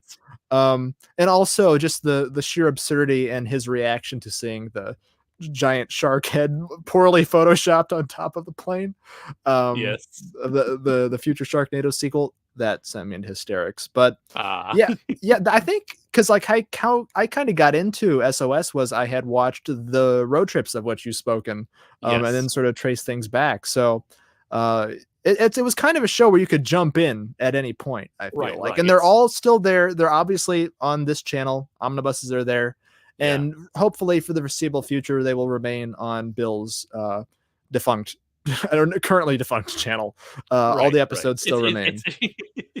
It's currently in a state of limbo right now. It's actually rather it's in a state of preservation. Yeah, it's in cryogenic stasis. And then it's a nice little museum of 2010's Godzilla YouTuber history. And the best thing is it's free. You can go and vandalize all the paintings. Leave whatever comments you'd like on there. Tell him Kaiju Noir and Brayton sent you. Yeah, 100 episodes. Well, 99 episodes because guys never did episode 16. That was the forgotten. Or you guys didn't do it, and then you made a joke out of it where we pretended that we did do it, but it was so fucked up. So many lives were changed. So many. No one must ever hear this. Yes. Nobody. You cannot share this with anyone. The dreaded episode 16. It must never be revealed. No. Oh, cool. Hey, thanks, JDFVA. Thank you very much. Oh, Bramakian Productions. I remember. Yeah. Cool. JDF. Wait, hold on. Jason David Frank. Oh, no. I don't think he could be the JDF. All joking aside, it's great to see you back, man. Thank you very much for the donation. It's not Jason David Frank. It's just Dave Frank. Just Dave Frank. Yes, Dave Franco. I guess if you're okay with this, that's another big thing that happened recently. Oh no, I'm afraid. Yeah. What is Jason David Frank? Oh no, we can't talk about that. I forgot. Oh no, you forgot. I completely forgot. Okay, I'm not in tune with Power Ranger culture, but no, we can't go there. No, you're right. That's for the best. There are some things too dark for. the main Yeah, thing. yeah, JF. Oh, I'm sad now. I'm sad I'm now, and my sorry. face hurts. Yeah.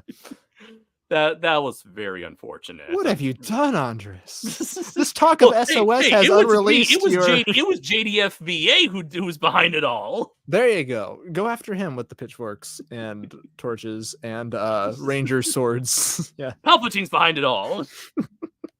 Oh, that's another thing we brought. We're in the process of bringing back. If do you want to mention that fully endorsing things fully? Oh, yes. Okay. So, Fully Endorsed was a series that I had that was ongoing for quite a while. I think we had done like 39 episodes. It was me and Dylan, Yeah. Dylan of the SOS podcast. Before, unfortunately, Dylan decided to retire for the time being from the internet. And so I let the show pretty much like left the show in hibernation, pretty much as I was also at the same time getting ready to relocate from Japan back to the U.S.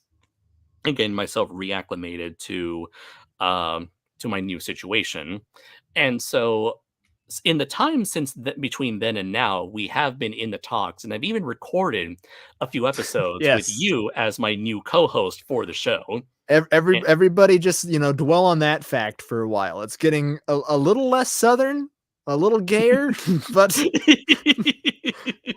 yeah, I'm the new Wiggle we're adding to the circus. But it's turned out pretty well.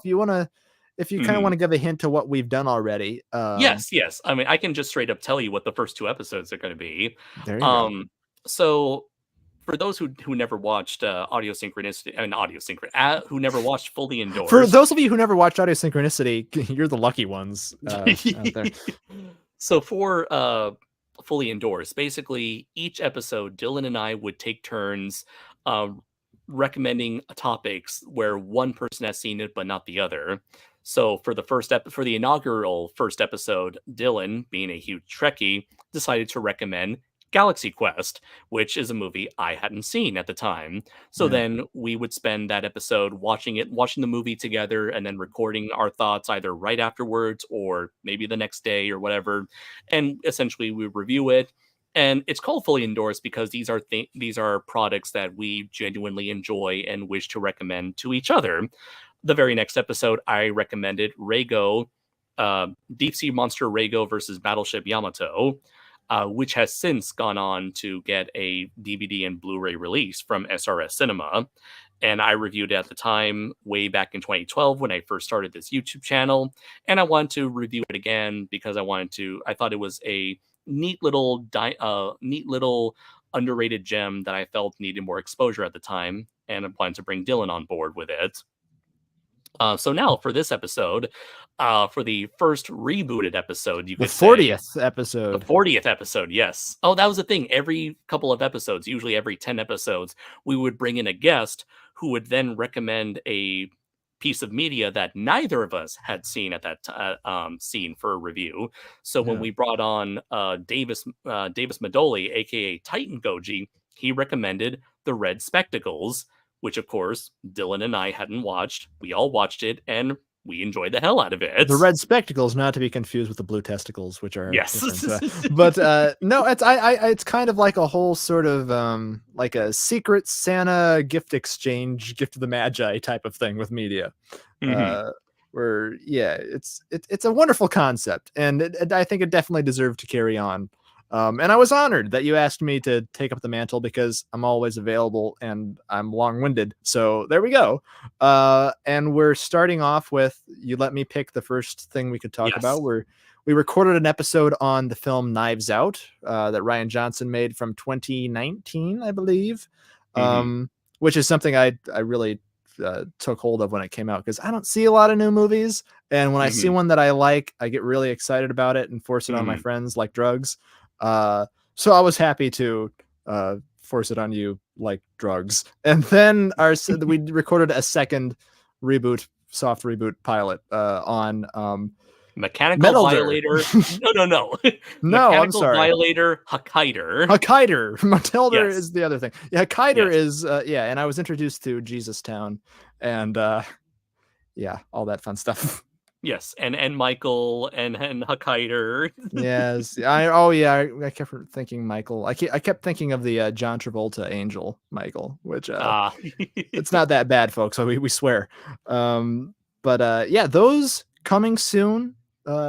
Once I Mhm, get off my butt and create a cool title card like this for it. for Um, sure. yeah, we also have, I guess this is just a pimping coming attractions Mhm, stream. We're also yeah. putting up isolated commentaries on the Halloween commentaries that we did last year for this channel too.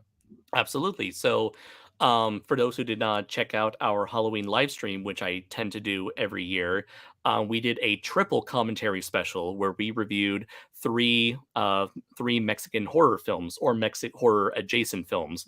We reviewed Even the Wind is Afraid from the 60s. We also reviewed we also commentated over the Book of Stone, and finally Mil Máscaras versus the Aztec Mummy. And we And didn't commentate or review that. We were just mystified by it. I yes, think. and What a glorious piece of cinema. and so Brayton here has taken that live stream, taken it apart, and has formatted the live streams as three separate videos. And so you'll be most likely seeing them being uploaded throughout this week.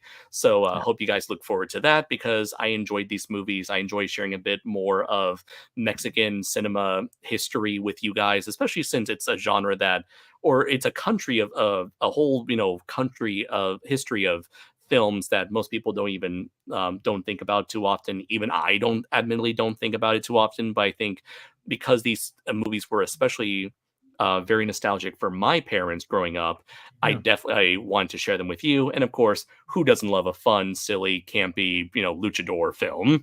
Oh my God, Andres, you have no idea how amazing that was. I was kind of having a bad Halloween night up to that point, Uh-huh. but that because I was sick and I was irritable, Yeah. but that like brightened my life seeing this 60-year-old man jump off of high platforms on top of Party City mummies. It was amazing, and we absolutely need to do the sequel. Yes, we This do. Halloween. What is What it? was it called?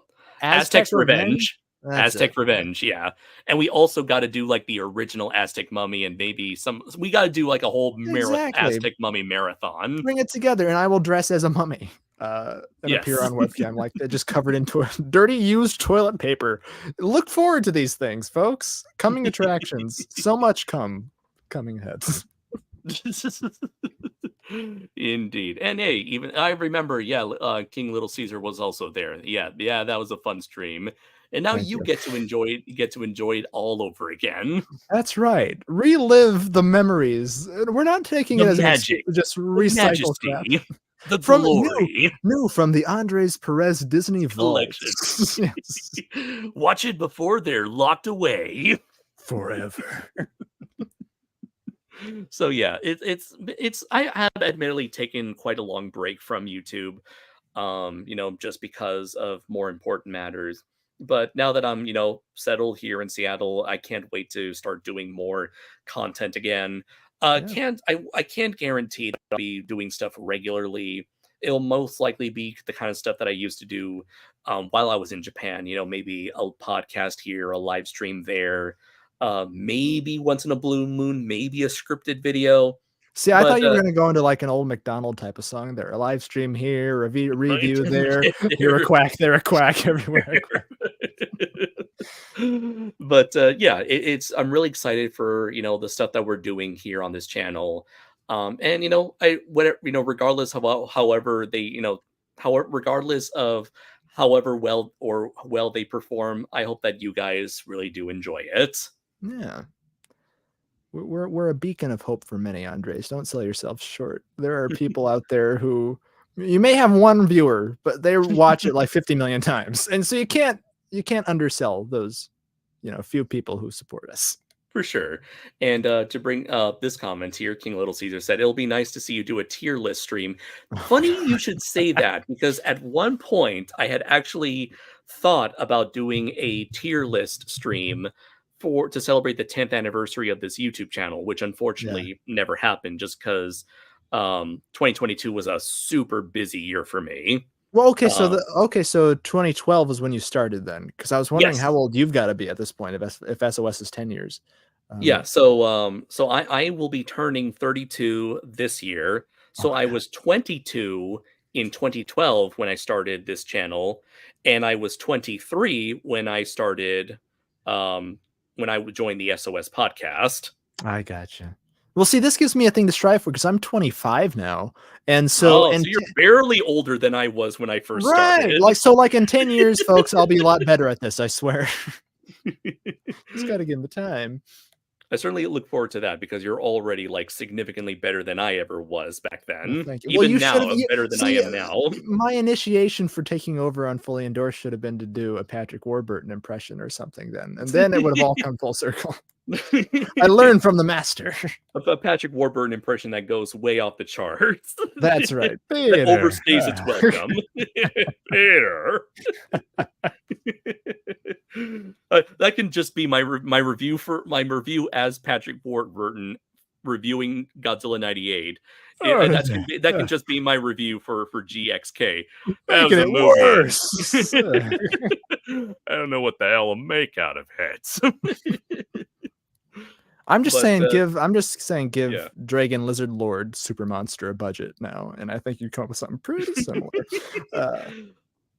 Honestly, yeah. If Dragon Lizard Lord Super Monsters and its upcoming sequel can get there's a sequel. There is a sequel. There's demand for that other than just me. Okay. Yes, well, there is. Hold on. You know what? I'm gonna see. I'm gonna try to see if I can stream this. I'm pretty sure Omar's not gonna get upset at me if I stream his trailer. Oh my god. That can be the thing. How do I get in on that? I want to be poorly dubbed 10 years after the fact. Here's the thing. I was offered a chance to do a voice for the movie, and I respectfully declined. Take it. You could have had me do an impression. You could still have your chance, buddy. I can get in. Yeah. I know a guy who's been longtime friends with Omar, the director of Dragon Lizard Lord Super Monsters. So I could sit there and go, "Oh no, Tiamat's going into the ocean," and then they use that over and over again. Anyway, I'm game. Yeah, so I can get in contact with my buddy, and I can get him in. I can hook him up with you so that you can potentially be a part in Dragon Lizard Lord versus Monkey King God Lizard bullshit whatever. That would be the finest feather in my hat. Let's see. So, and to explain for those of you who don't know, Dragon Lizard Lord Super Monsters was a compilation, sort of like, so back in the day, there were these fan films made by this individual named Omar, and he would premiere them at G-Fest, I believe. And eventually he decided to stitch all these Godzilla fan films together and try to stitch them and change up the names to make it its own original property. So it was no longer Godzilla, it was Tiamat. And it wasn't Ghidorah, it wasn't Bagon, it was whatever monster names he came up with. Reagan, Tegan, Blanket. And eventually, this movie went on hiatus for the longest time, and eventually somehow he hooked up a deal. He hooked up with the SRS Cinema people, because those guys will release literally anything on Blu-ray that's kaiju related. Fine distributors of quality, SRS Cinema, who run the gambit though, like between really low budget indie stuff and as you said, things that have actually been lost to the sands of time. That was actually made by a studio. Exactly. Oh yeah, for sure. They're the type of movies that they make, that they releases are all over the place. They'll release little gems like Deep Sea Monster Rego versus Battleship Yamato. They release like indie tokusatsu superhero movies like Strega, and not Strega, the previous movie Gun Caliber. They've done all sorts of movies, low budget, high budget. They recently released the Great Yokai War Guardians, the sequel to the 2005 reboot of the Great Yokai War movies, the one with Daimajin in it. So so what was it? I guess apparently the movie did well enough that Omar was then interested in making a sequel to it, and currently watching for it. And I'm probably going to mispronounce it. Zagorudon is a YouTuber who made a great video on Dragon Lizard Lord. That's how I Super found Monsters. it, was through his channel. He does a lot of great stuff. He does a great thing on like Mill Creek box sets that I watch, where he like goes through the entirety of each box set. Good channel. But yeah, that was the thing where I watched his video on that and I was like, I can't believe my eyes. Because it was like, I mean, I'm going to sound like such a hypocrite for the New Empire stuff. Okay. And I realized that, but I love movies that are just so, because this is kind of like the anti-Final Wars, where it's just like a cacophony of noises and a misplaced dubbing, and you know, wonderfully cheap homemade costumes. But it's just like so much visual noise, and where it was, it just seemed too good to be true. I had to see it for myself. So this news of a sequel, and is he using all new footage? I guess you're finding a trailer, so we'll know soon. But oh yeah. This is all new footage that he's doing. Good. I can't wait. So he still has the costumes then. I'm surprised, or he's making new ones. New costumes, I believe. That's what that, according to judging by this trailer. Let's see. Going to be removing our title card here. Let's see here. Oh no! Can they see that I've named myself Sucko now? Can they see that? Oh, don't. Look, yes, they can. If you have young ones, remove them from the room. Let's see here.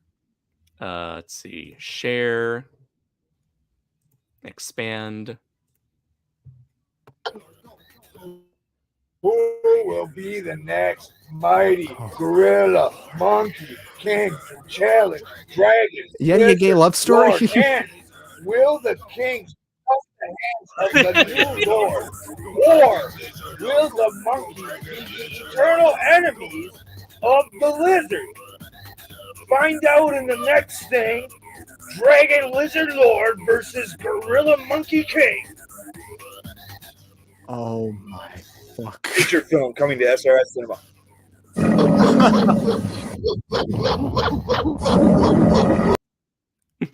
Andres, there I have you no have words. it, ladies and gentlemen. Okay, number one, can I get all over this stuff? Can I get all in on this? And two, can I make a fake credit for myself?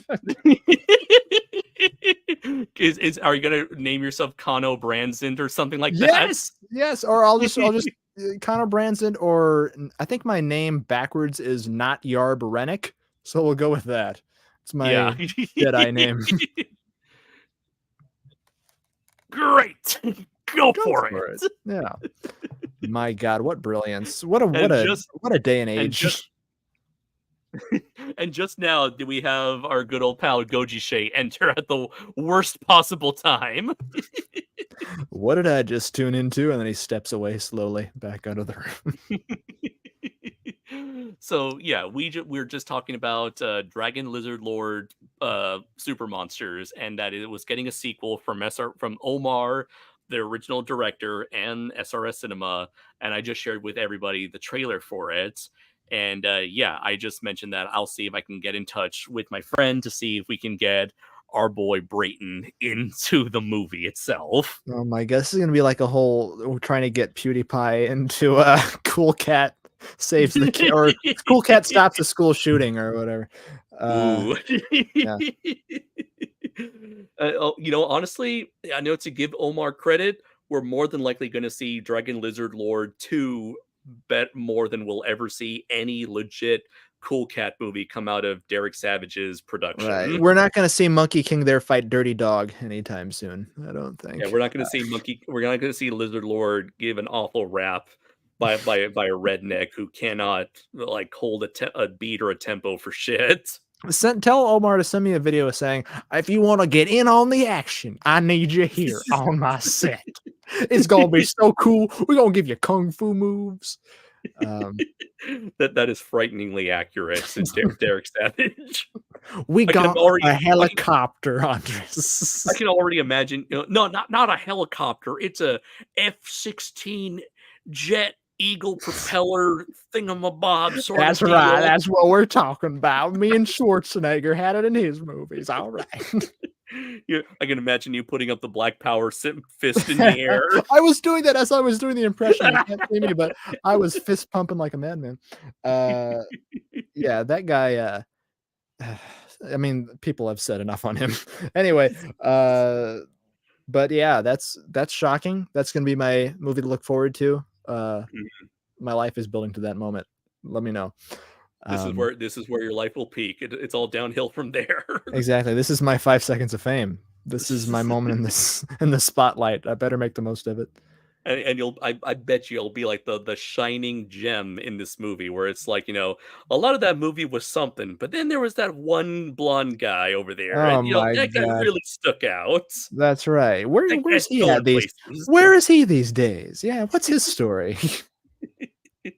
Is he commentating over Gamma movies in space? He should Oh my be. god. Yeah. See, that brings a whole. I don't want to appear on camera because that's like a whole level of I got to get my hair did and everything, or I could wear in disguise. That'd be okay.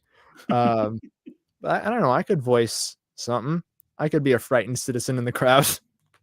That they loop my voice over 5,000 times, where it's like one of those videos. I bet you if you did the exact same performance of the voiceovers from Dragon Lizard Lord Super Monster, I'm sure Omar would probably be like, "This is perfect." Oh my god, Monkey Man's crushing the city. Oh my god, Monkey Man's crushing the city. There you go. Now they don't even need to hire me. You have that audio clip out there, clean, no background noise. It's all for you. Do with it what you wish. Yeah. The funny thing is, like, I remember, like, I think our friend Will had told me like once or twice, where it's like, if we were to ever do our own indie kaiju movie, we can easily get like a distribution deal with SRS Cinema. They're kind of like people give like the lower rent streaming things, like I won't even say Amazon, but like Tubi and all those things like Pluto, whatever. They give them a lot of shit for just taking anything and not having any quality control. But I think that's helpful for people like us who lack the means and the talent. And so I say we need them. For sure.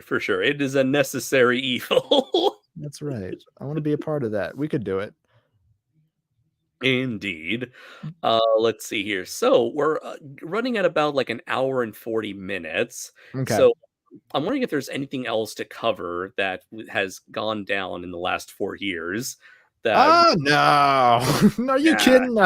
Well, to be fair, like these, ever since the pandemic, it's kind of felt like I've lost all track of the years in a way where it's all felt like one long like going into overtime with 2020. So for sure, has been a blur. It doesn't even feel like 4 years since COVID happened. No, it's the nightmare that never ends. Day 23. Let's see. Yeah, Dragon Ball. Well, that was a thing that happened last month, where Akira Toriyama, the creator of Dragon Ball, had unfortunately passed away. And interestingly, that I did mention with Brayton that last year I actually sat down and read the entirety of the Dragon Ball manga from beginning to end, all 500 plus chapters of it. And boy, was it an incredible journey. And you should have seen his hair afterwards. It took over his life. So I would like for a future episode of Fully Endorsed to actually cover the first 26 chapters, the very first story arc, the Hunt for the Dragon Ball story arc. The one that started it all. I thought it would be like a really great way to introduce Brayton, because Brayton, you've mentioned before that you're not an anime guy, at least like a shonen anime guy. No, I am the basic of bitches when it comes to my anime stuff. Like I am Ghibli. I am aware of stuff like, or I've seen, again, bigger stuff. Akira and your Ghost in the Shell. I haven't seen Ghost in the Shell.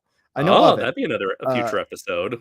Akira, Grave of Fireflies, the really depressing stuff. But yeah, I have seen like the 101 type of things, but I think that's what's going to make it interesting though, is you and I are very good friends. We have very similar senses of humor, but there are we definitely do have, I think, further wheelhouses than you and Dylan had. So there'll be like a lot more here. Look at this weird thing. We'll have no familiarity with it. And that will bring about a lot of fun and discovery. From us. Absolutely. Yeah. We're testing the waters with each other, Andre. We'll be testing the waters and testing our friendship potentially. That's like, it. Andres, you fucking like this shit? You used to call Dylan your co-pilot. I don't know if I'm going to be a co-pilot much as just maybe the inflatable co-pilot. That'll be my. I'll just be giving the thumbs up and the little salute. Yeah, it'll be fun. Cool. So much coming down the pike. But yeah, well, I mean, we've already begun rebooting with this, our Audio Synchronicity reboot. Yes, and I think we've had a successful one, kind of. For sure. Yeah. As for how often we'll be doing Audio Synchronicity, I think when we first talked about bringing it back, we talked about doing it once a year, where it's just doing a yearly recap of just all the craziness that went on since between then and now. But hey, we'll see what can happen. We still got another 8 months left of the year left. Yeah. If anything, to make it less, strict on ourselves, it could be just a whenever we feel like it type of thing. Yeah. More than likely, we'll, instead of having to force ourselves to do this once a month or once every 2 months and keep track of that shit. We're not into commitment here. This is like, an every once in a while fling. We're not in it for the long haul. This is why I'm the kind of YouTuber I turned out to be, because I don't stick to schedules. I just do stuff at my own leisurely pace, and that's why the algorithm fucking hates my guts. But better mental health, though. You exactly. Take care of numero uno first. Yeah. I've seen what popularity does to people. Either they become super depressed, super burnt out, or complete assholes. And I mean, we're one of those things, and we'll let the audience decide. But also, we'll come back. Maybe not do a once a year thing where we have to recap all the dead people, because that's the thing. When you mentioned that about Toriyama, it's like, oh yeah, a lot of people have died since we lost another Godzilla in the time that we. Fuck! I forgot. Yeah, a lot's gone down. There are a lot of Hollywood. We lost the Godzilla. We lost the Dragon Balls. We lost the Green Ranger. Yeah. They will be missed, to quote another consistent. Well, does Kevin Smith still do that? The Hollywood Babylon thing? Oh, it's been forever since I've kept up with Hollywood Babylon. More margaritas. Yeah. Yeah, I don't know if he's still doing that since his health scare. Maybe they are, but we won't be as consistent as Hollywood Babylon. Right. We won't be missed. No. Oh, fuck. JF brought up a good one. We lost Kevin Conroy. Oh, my God. All of the heroes that have left into that dark night. Yeah. Another thing, I didn't know Kevin Conroy was gay. That was like a thing I didn't find out until after his passing. And not to make a bigger deal out of it than it is, but it's like, wow, we got one, and it's the one. So good for us. Hell yeah. You deserve, you earned it. That's right. Good, Jeff. I didn't do anything. I know. Yourselves on the back for that guy liking dudes. Yeah. With a voice like that, though, that's like the shocking thing. Because I'm used to my, fellow friends of Dorothy being all erratic and nasally like myself. So when the voice of God is a fellow fruit basket, I am just happy as a schoolgirl. But no, Kevin Conroy, that was like one that really, that hit me like a family member passing. That was a bad day. Because I got like that with Adam West, though, too. All the Batman people really take a toll on me. I don't know. That is true. We can always give him a shout out and rock out. That's with very our true. Yes. Oh, that was another great quote from the SOS days that we probably cannot say these days. No, you know what? I've been joking about it with you in private. We need to do like an SOS soundboard that people can download as an app where they can have all these wonderful quotes in your pocket.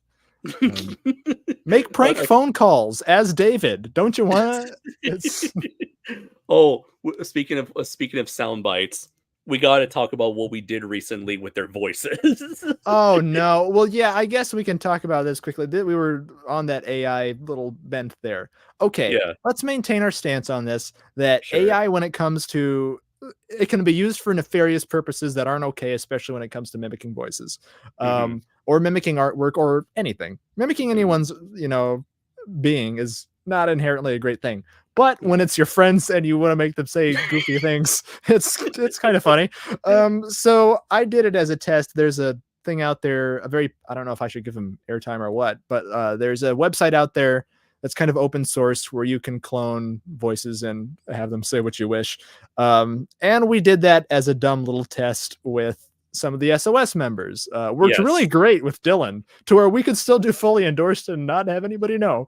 Right. But the funny thing was potentially, and he won't watch this, so he won't know. It'll be a gift to him out of the blue. But we're thinking of doing a song cover with Gorzard singing What's Going On, the He-Man version. Yes. And I guess we can look forward to that at some point too.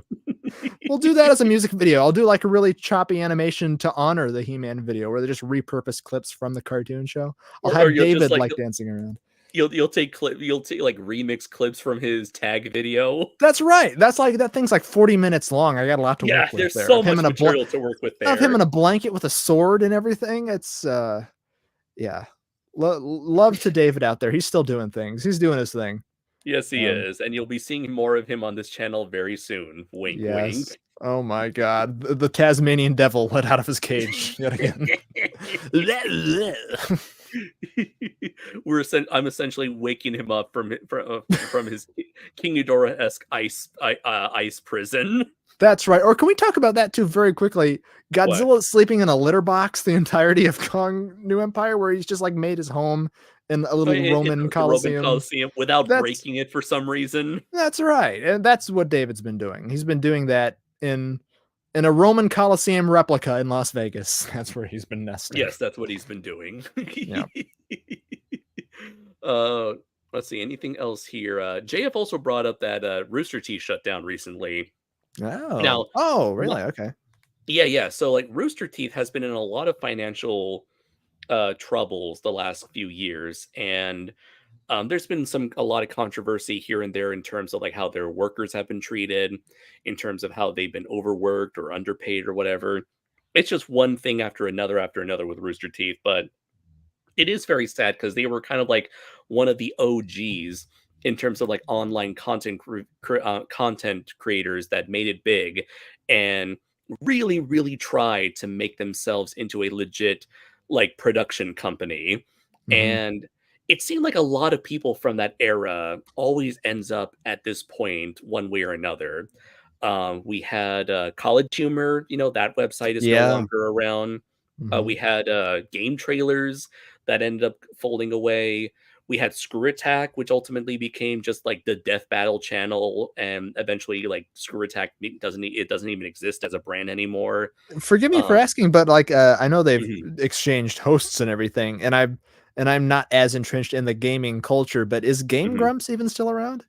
I think they are, but like they're from what I understand, Game Grumps is nowhere near as big as they once were, but they're still trying to do random projects here and there to maintain relevancy. But the I feel like Game Grumps definitely peaked and are probably not where they're at. It's one of those like very small, like slow but steady declines, I think, where they're still able to make their make a living doing what they do, but it's clearly not a thing they can do for very long. See, that's why we must be content in our irrelevancy. We have to. Very true. We were ahead of the game. That's right. Forethought, honestly.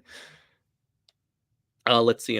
But yeah, Rooster Teeth. Their two biggest successes were Red versus Blue, which was a Halo fan series that eventually got the full endorsement from Microsoft, and it became like a bigger thing. And then they produced Ruby, which was a 3D animated, quote unquote, anime that has gone on to receive a huge following as well. But every other thing that they have tried since then usually doesn't turn out as big as either of those two successes. And even some people would argue that Red versus Blue and Ruby aren't as good as they were back in the day. But, that's just hearsay. So yeah, it's one of those things where it's like it's been a steady decline, and eventually I think it was one of those things where they were bought out by Warner Brothers, and now whenever you get bought out by a big company, eventually that big company decides, we're just going to sell you for scrap parts and just make do with what resources you've got left. Oh my God, it's kind of dystopian when you think about it. Oh, We're going yeah, to yeah. we're going to recycle you and leave you in the junk pile. It's like what happened to, like, Warner Brothers when it was purchased by, Discovery, I think, and David Uh, Zaslav took over and decided, "We're gonna cancel you and cancel this project, cancel this project, and cancel this project, write that off on as a tax write-off, another tax write-off, we're gonna lay you guys off, and we're gonna lay you guys off, and but good luck we'll" in your future endeavors. Yeah. Wish you the What's best. so that's it? Just so long and good luck? I don't recall saying good luck. But yeah, that's unfortunately the way business rolls these days. My God, I'm glad we're not a business. Man, No. we've come back to realize we're actually better off under the radar. I like Yeah, that. yeah. No responsibility that way. I'm all about that too. We Very can't be true, held very accountable true. for things. We can't be held accountable for saying the wrong thing or not doing anything. You can't prove it even if you can, you can't. It's phony. It's all made up. It's all AI. That's it. No, it's not. Yep. So let's see here. So before we head out, is there anything you would like to pimp out, Brayton, to let the audience know what we have in the works aside from all the things we got going on this channel? Oh, I was gonna say pimp out Andres. I haven't gotten that desperate. I'm not. This isn't a money making venture yet. Well, gee, I don't know. I'm always afraid to announce things or pimp out things because they never come to fruition. Then, but we mentioned at the top, I have been at work on the third in the series of MST3K versus Gamera fan films, the final of the trilogy. For Gamera Super Monster, which is I've named my future tumor if I ever acquire that Super Monster. It has just been a long labored nightmare of love, and it will eventually see the light of day. Let's say this year would be great, and I'll put that as the potential goalpost there. It'll be out this year, hopefully. Other things I do, I'm on Twitch over at Inshoma's Twitch. We do a thing called the movie Graveyard Shift every now and then. I'm on this channel. I will be on here for Fully Endorsed and other appearances, more audio synchronicities, more things.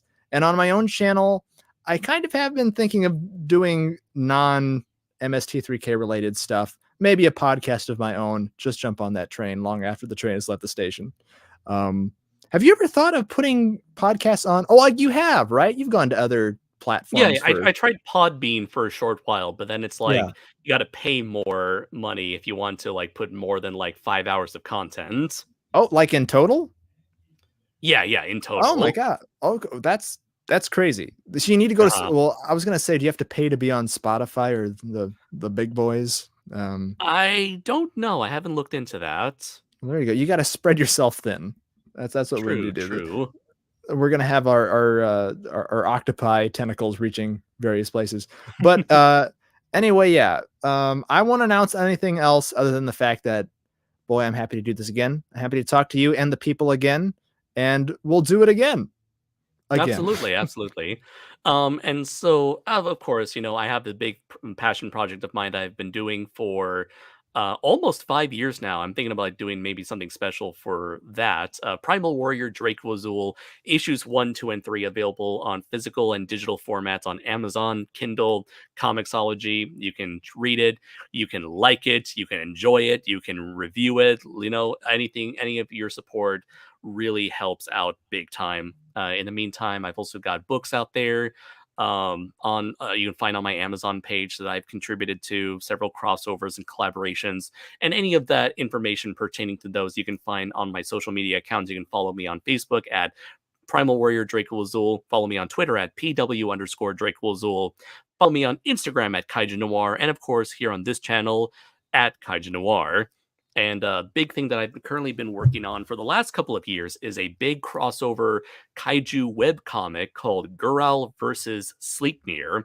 This is a crossover between two kaiju webcomics, Gural the Smasher by my friend Richard Mullenauer, and Sleipnir, Equestrian Invader from Jupiter by my other friend Rana. Both of them decided to collab on a kaiju crossover. They brought me along, and essentially having Draco Azul as sort of like the equivalent to, say, Wonder Woman from BBS, where she's not in the title, but she is a major contributing factor to the plot. And a rockin' theme song, of course. And a rockin' theme song.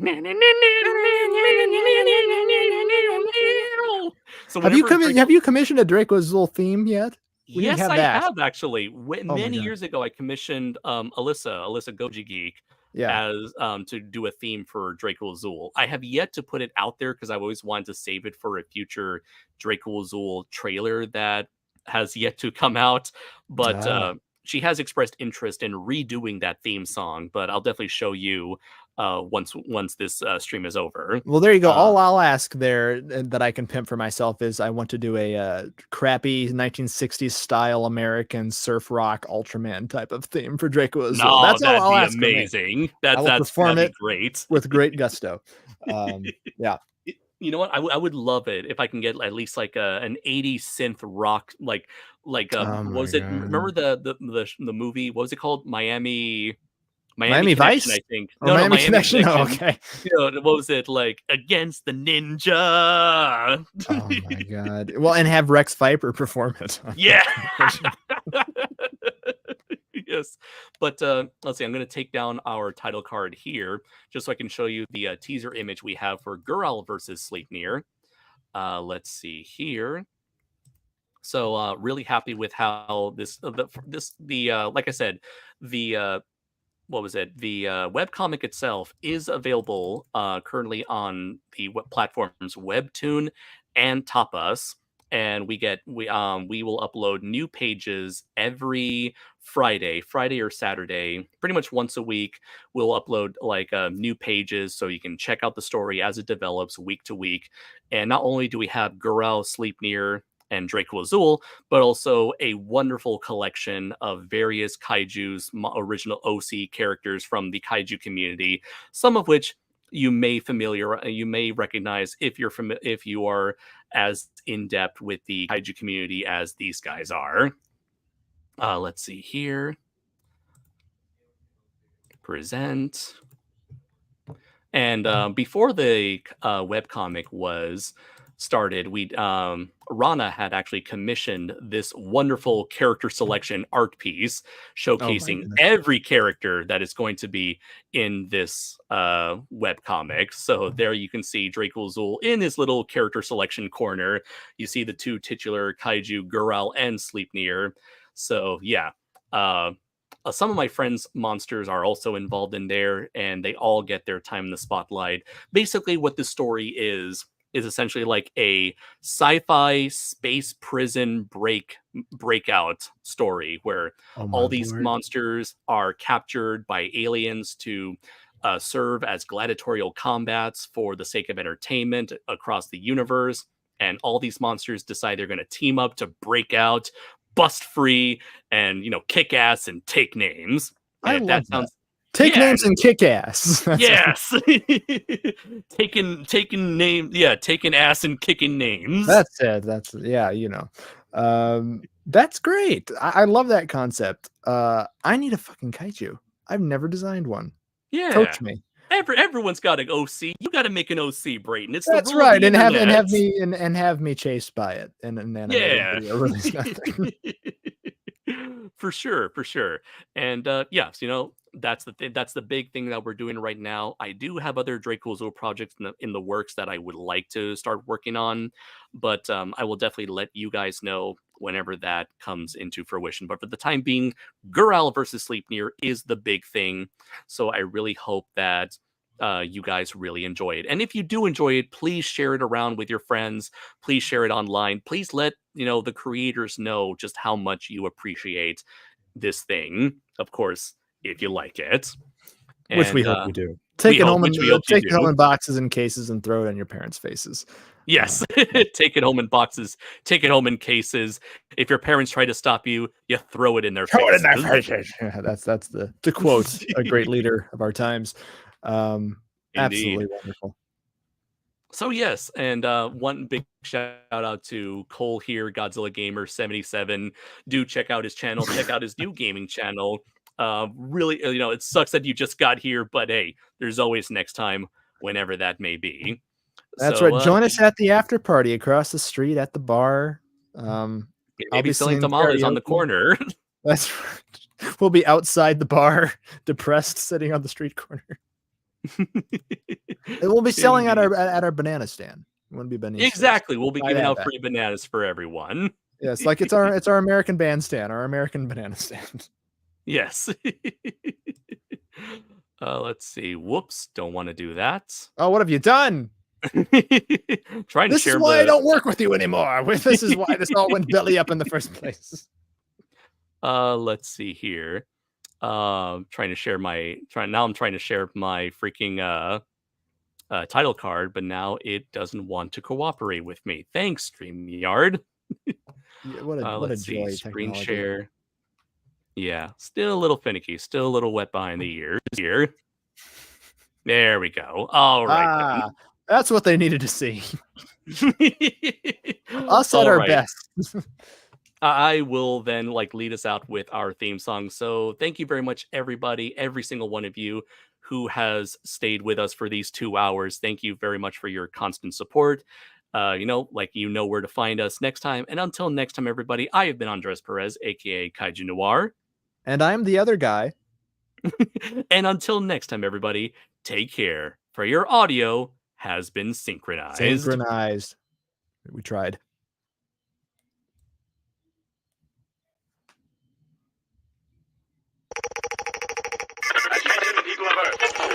Pulsing out from the transmitter tower into the tubes and coils behind your radio dial, it's like a welcome knock on the door and the sound of the familiar voice of an old friend. Audio. Synchronicity. Life. You really mean that? Yes. Monsters exist. Yes. Yes, always. I didn't ask for this. America's favorite breakfast-themed superhero, Waffle Man. Your friend. This is a lot of shit, you know that. It's part of your contract. Such pests. I'm in now. Roll the camera. Now, what is it you want? In your depths of your ignorance, what is it you want? You are now synchronized.